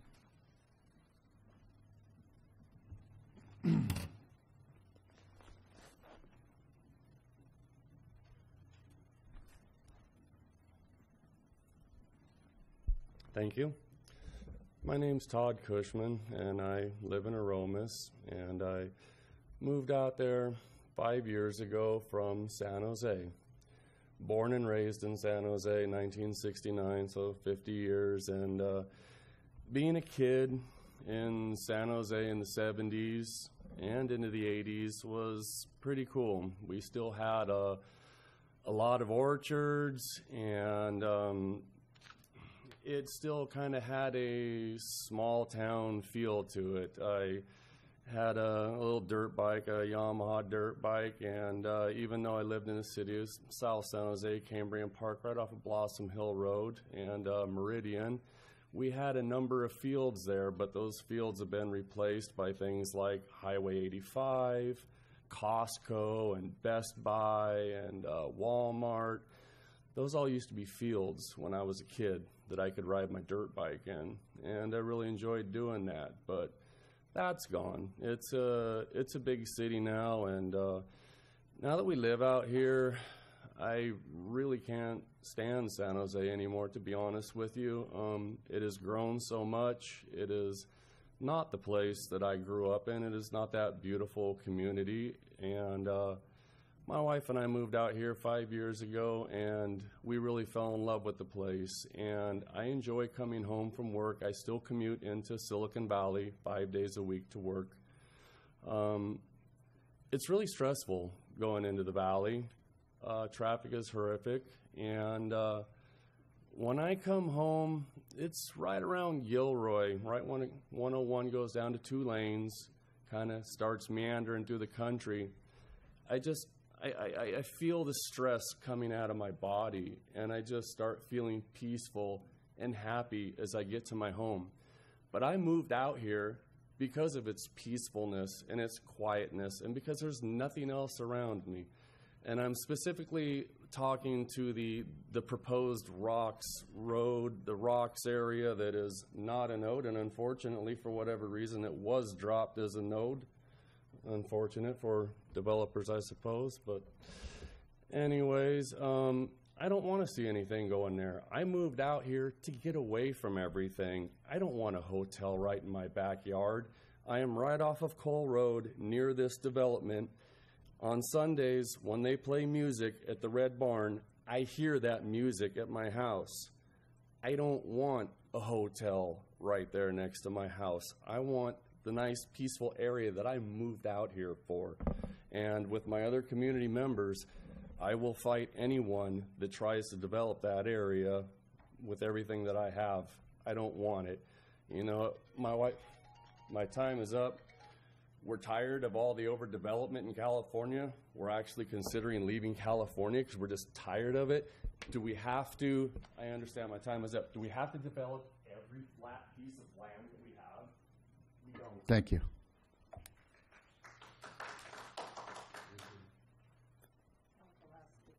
Is the last speaker card? Yeah. Any rebuttals from, you guys have any rebuttals? No. No? We're not at that stage, Mr. Chair. Okay. We're really ready to make rebuttals at this point. I mean, we'll take the comments that were made into consideration and digest those and discuss those as staff and figure out where we go from here. I would ask, though, if of the 5 bullets that are up on the screen, if there was anything that the commission wanted to weigh in on. And again, this is you providing us your feedback. It doesn't necessarily mean that other options wouldn't be considered, or staff may come back with a different recommendation. Because, for instance, you know, with Livestock 101, it's clear the property owner wants to have his day in court, so to speak, and propose something. But again, it's just to get your feedback. So I don't know if there's any of those that you wanted to speak to or not at this time, Mr. Commissioners, any? Through the chair, Just a moment of editorial. The application came to the county, paid for. The property owners who have interest in the development that matches or helps implement things that have already been discussed in the general plan. Those people are here asking for a decision or for the county to consider this matter. But just the nature of this meeting, that we're coming in with progress reports, because remember, we've had a lot of turnover in county staff and meetings that happened several years ago with the general plan and other things and momentum. And so this meeting itself and the one we had, these updates where we put notice out and invite people to speak, where we're in front of you as the Planning Commission to say, right track, wrong track, should we be considering more things, should we be considering less things? It's these times where, staff is trying to take the pulse so that, the product at the end of the day represents, many values. And so I know some people feel pressured like, oh, I only knew now, but they're here and we're at a very beginning process. It's not like someone says, it's not like putting a crop in the ground. It's like if I don't have this decision by July 1, I'm going to miss out on the next year's thing. This is a discretion. It's dialogue is appropriate. And I'd also just like to let the public know, and even the private property owners, that even though there's a public hearing here, or a discussion, and we have letters today, you can write letters in the meanwhile to share with us as we consider the preparation of environmental documents. Or I don't live there. You do. Let us know about that something special that you think should be protected, or that commercial opportunity. So this is an open dialogue as it moves forward, and discussion just doesn't open and shut tonight. So I just wanted to share that. Well, if I could just tag on to what Tavin said, Mr. Chair. For one, there's at least one, if not more, property owners out there who have wanted to be able to do some commercial development on their property for some time, and without the C3 zoning in place, they really can't do that.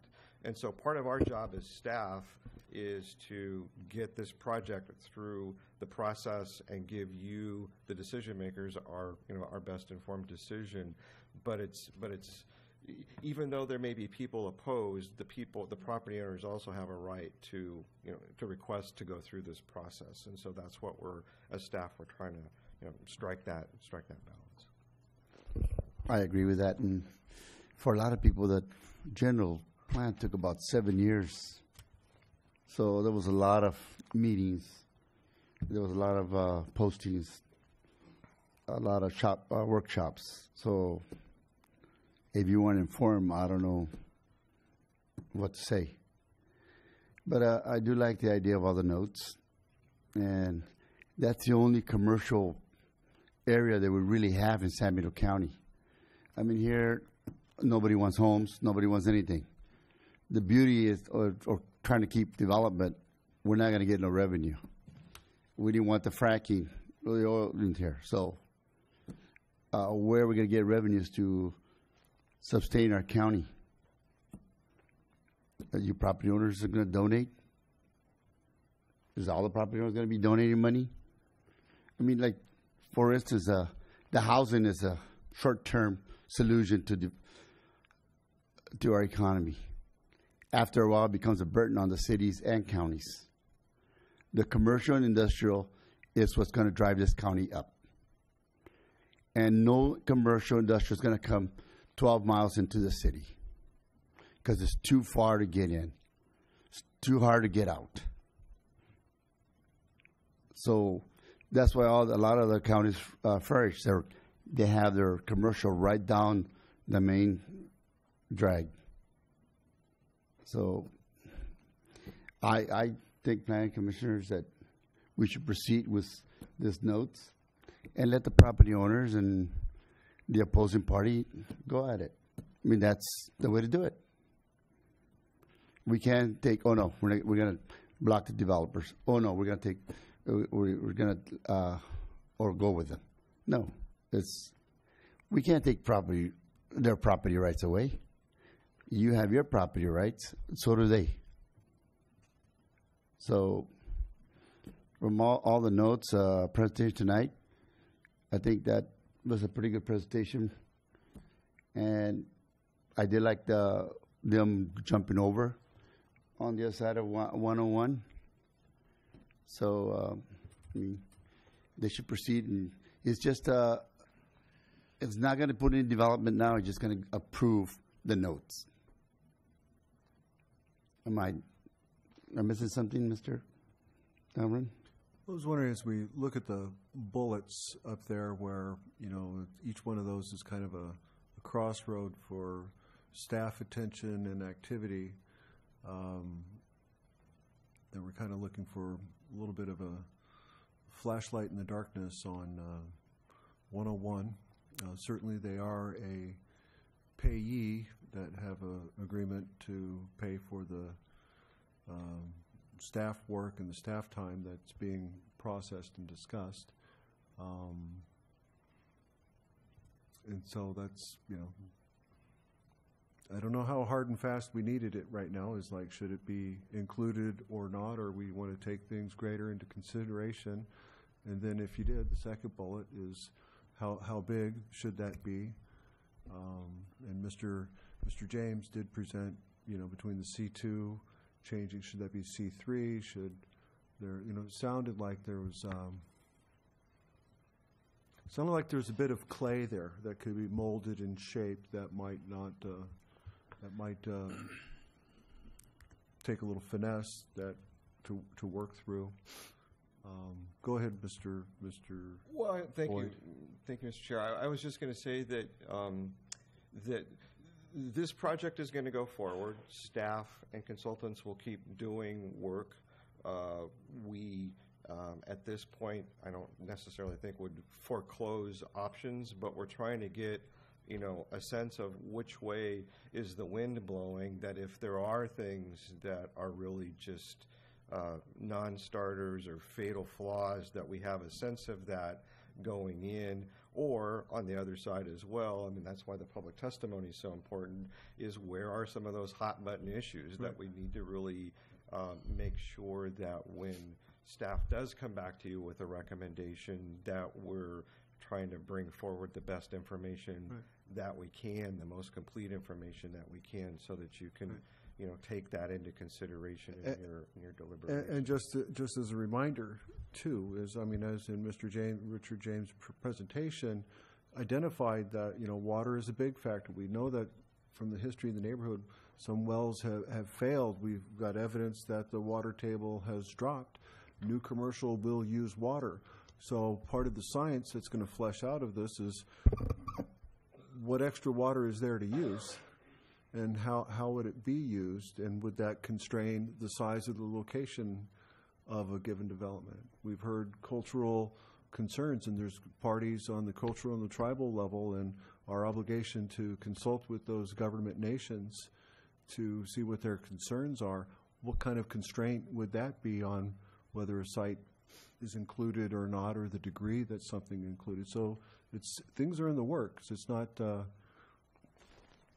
you know, that even those shapes might have additional constraints, you know, just for as things flesh out.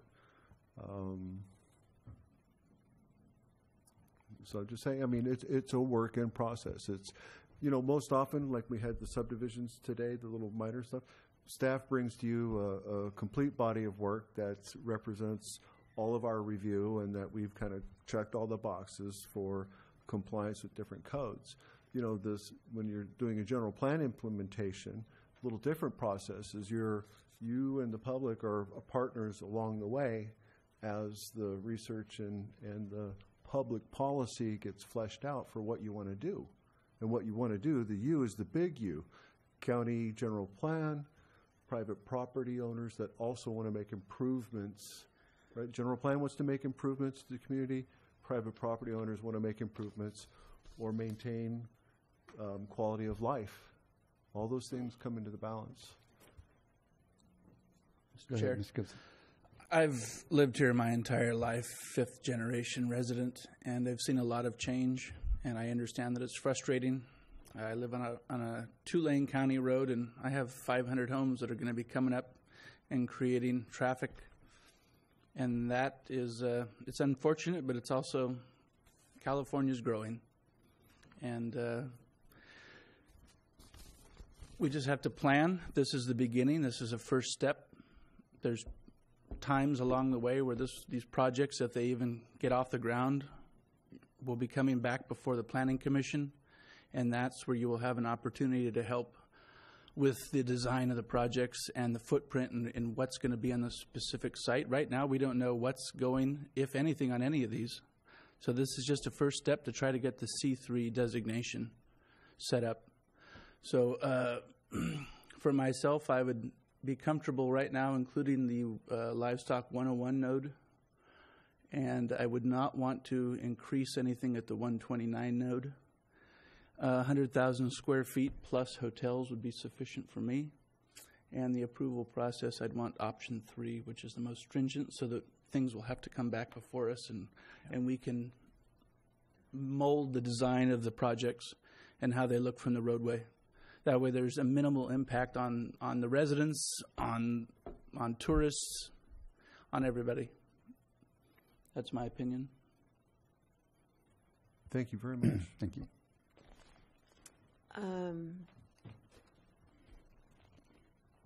We've been presented here with a lot of the facts, a lot of the history, and a lot of opinion, and a lot of heartfelt need. And I think as commissioners here, we will all be looking extremely closely at all those different factors. I think for myself, since I live in District 2 and up above Highway 101, I have a lot of personal feelings about the 101. And I've got 5 generations on School Road. So there's like a long history of seeing that area and how it has developed, and ways in which when I was a child, my grandfather would say, you know, you see that down there? That's going to be happening. Or this is, and it's like, there's nothing there. How can, you know, what are you talking about?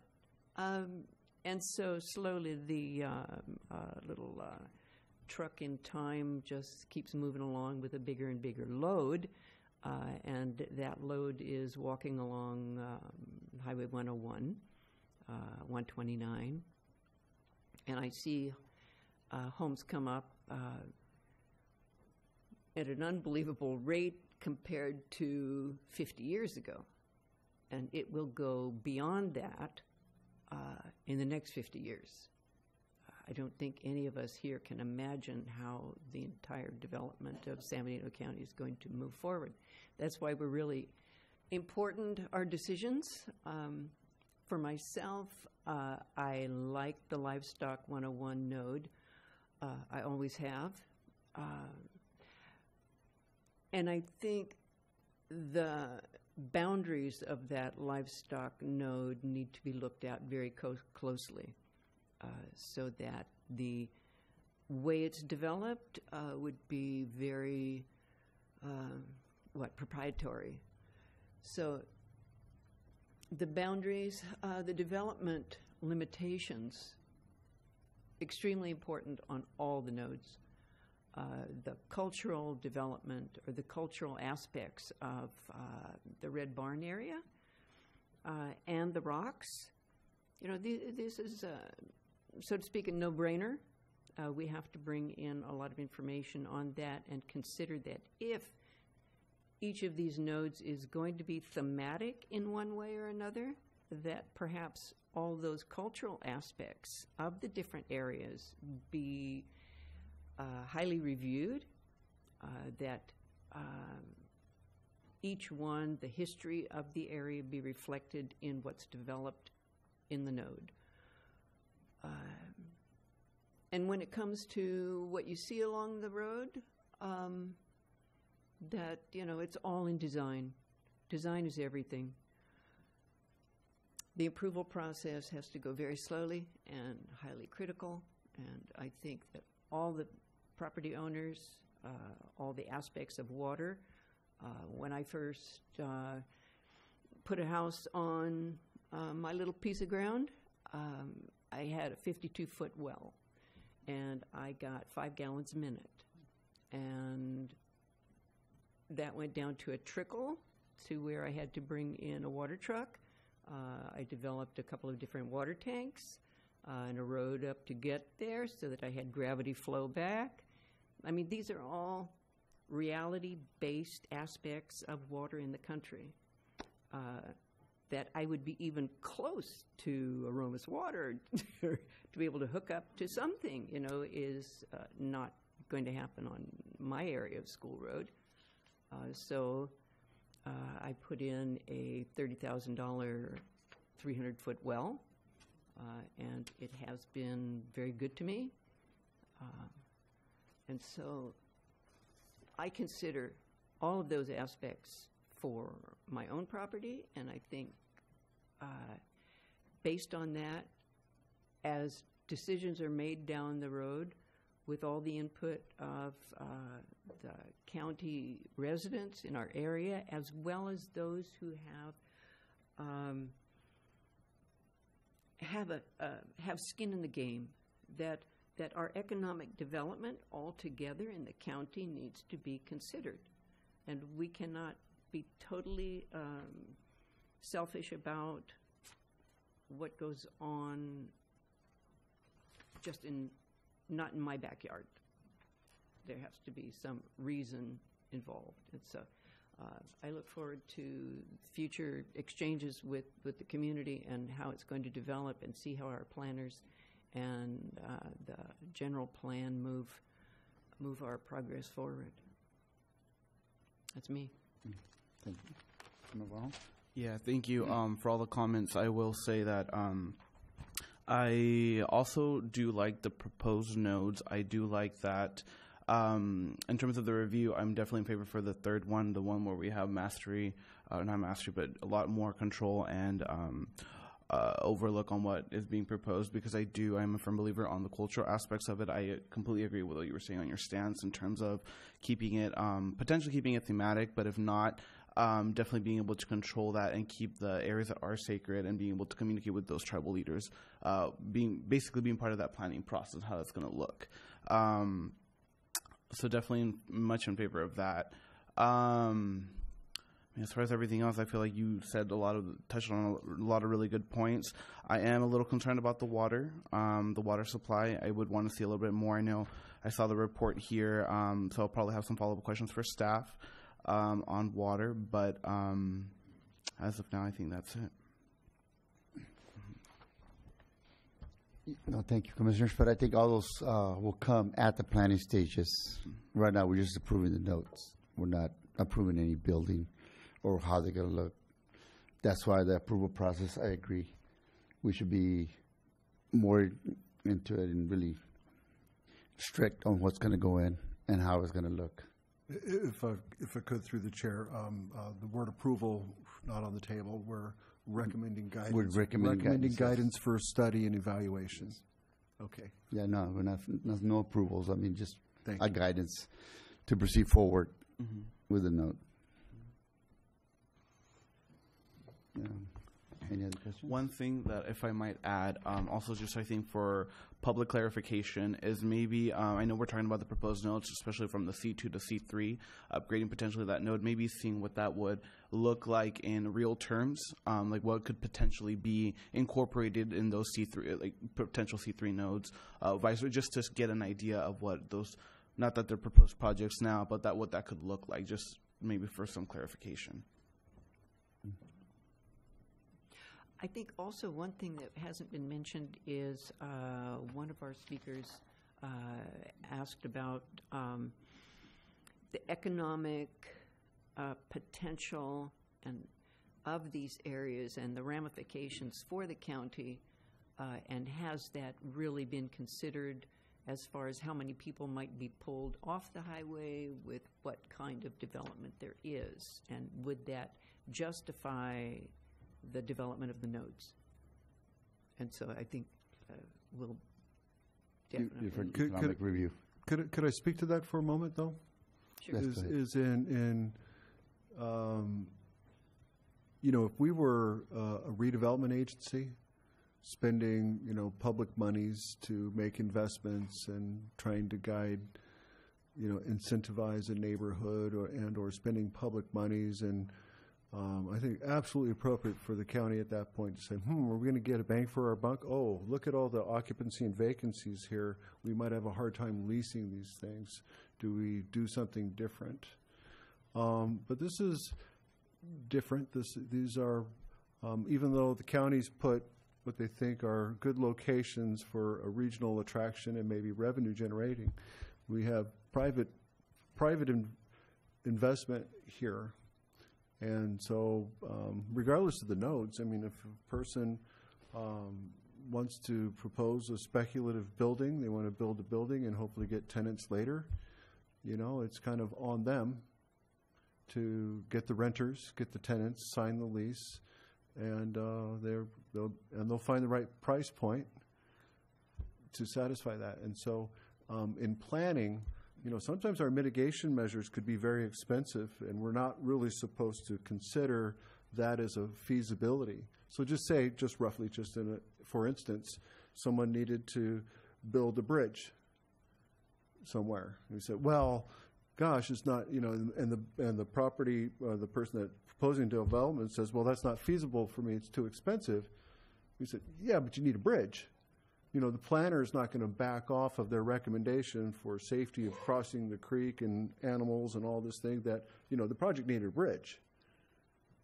It's the private sector's prerogative to go forward or to not with that. And planner, we don't say, oh, that's too expensive for that property owner, right? It might not be expensive for the next investor or whatever, but it's just kind of the factual mechanics of what was needed there. So when we get into CEQA, California Environmental Quality Act, we are not obligated to do financial pro formas, feasibility, market analysis, predicting recessions, predicting increases or decreases in tax values and revenues. That's not on our plate. I think it's something property owners should consider, absolutely. But it's not part of a design review or a CEQA analysis. But you hope folks are sharp, and we want any money that people are spending, either for or against a project, to, you know, bear fruit, not to just throw money in the wind. But that's a long-winded way to say that it's good clarification. Yeah. Not in our purview to deal with the economics of it. Right. No. That's what you're saying. right. I mean, we're here with time, place, manner, you know, the interaction, the fit in the community, environmental constraints or opportunities, but not whether, you know, something's going to be, you know, snatched up by a leasee or not because there's a vacancy or an overabundance and stuff. I think the only place where we really get a little passionate or a little proactive is like affordable housing, because often the private sector doesn't build to those standards or to those economic needs. Okay. So sorry for the editorial, but I'm hoping that it clears up some things. Director Claire, Yeah. proceed. Yeah. Thank you, Mr. Chair. We appreciate all the comments from the commission and from the public. Thank you. It takes no action. It's No action. just discussion. Yes. Just discussion, yeah. Yeah. Thank you. And there'll be more meetings to come, so Way. more. Yes. Yeah. Next steps, just generally to talk about next steps, is that we as staff and consultants need to go, as I say, put all of this information into the sausage maker and make sure that we're getting the right information and analysis for CEQA and write up the zoning code and so forth. And there will be duly noticed public hearings in the future. And at least for myself, I do have questions about the public engagement process that I think that we need to at least talk about internally, if there's a way to structure something there to engage with the public. So that there was a wise city planner one time who said that a good public hearing is really just a test of how good your public outreach process was, meaning that when you get in this setting, hopefully you don't have a lot of angst and anger. And so we'll take that under advisement, Mr. Chair. All right. Just prior to adjournment, just a little reminder that there will be a public notice to invite you to that workshop with the Board of Supervisors on February 13th. Okay. I'm expecting about the first half of the day. Mm-hmm. And then other than that, we have Planning Commission on the 20th. I won't be there, okay? I'll be catching some sun rays. Do you have a motion to adjourn? Mm-hmm. Mm-hmm. I move that we adjourn for this evening. All in favor? Aye. Right. Aye. What if you Good get job. elected chair when in absentia? Thank you. All right, adjourn at 8:43 there. Don't lose this. It's gold. It's a signed contract right there. Good. Yes. Good conversation. Yeah. Well, wait a minute. It's not signed. It is. No, it's not. Well, we can always get their signatures. You said it was. I'm going to take it to Rosie. Hey, have fun. Oh.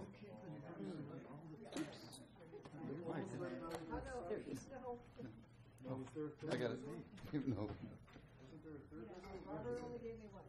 Oh. Thank you.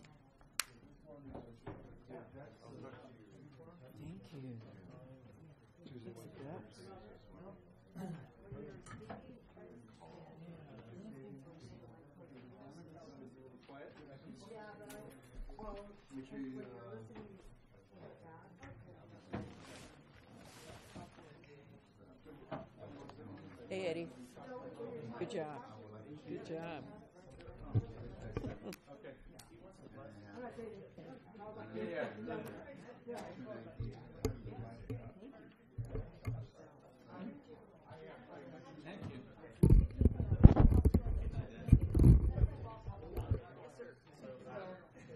Well, first one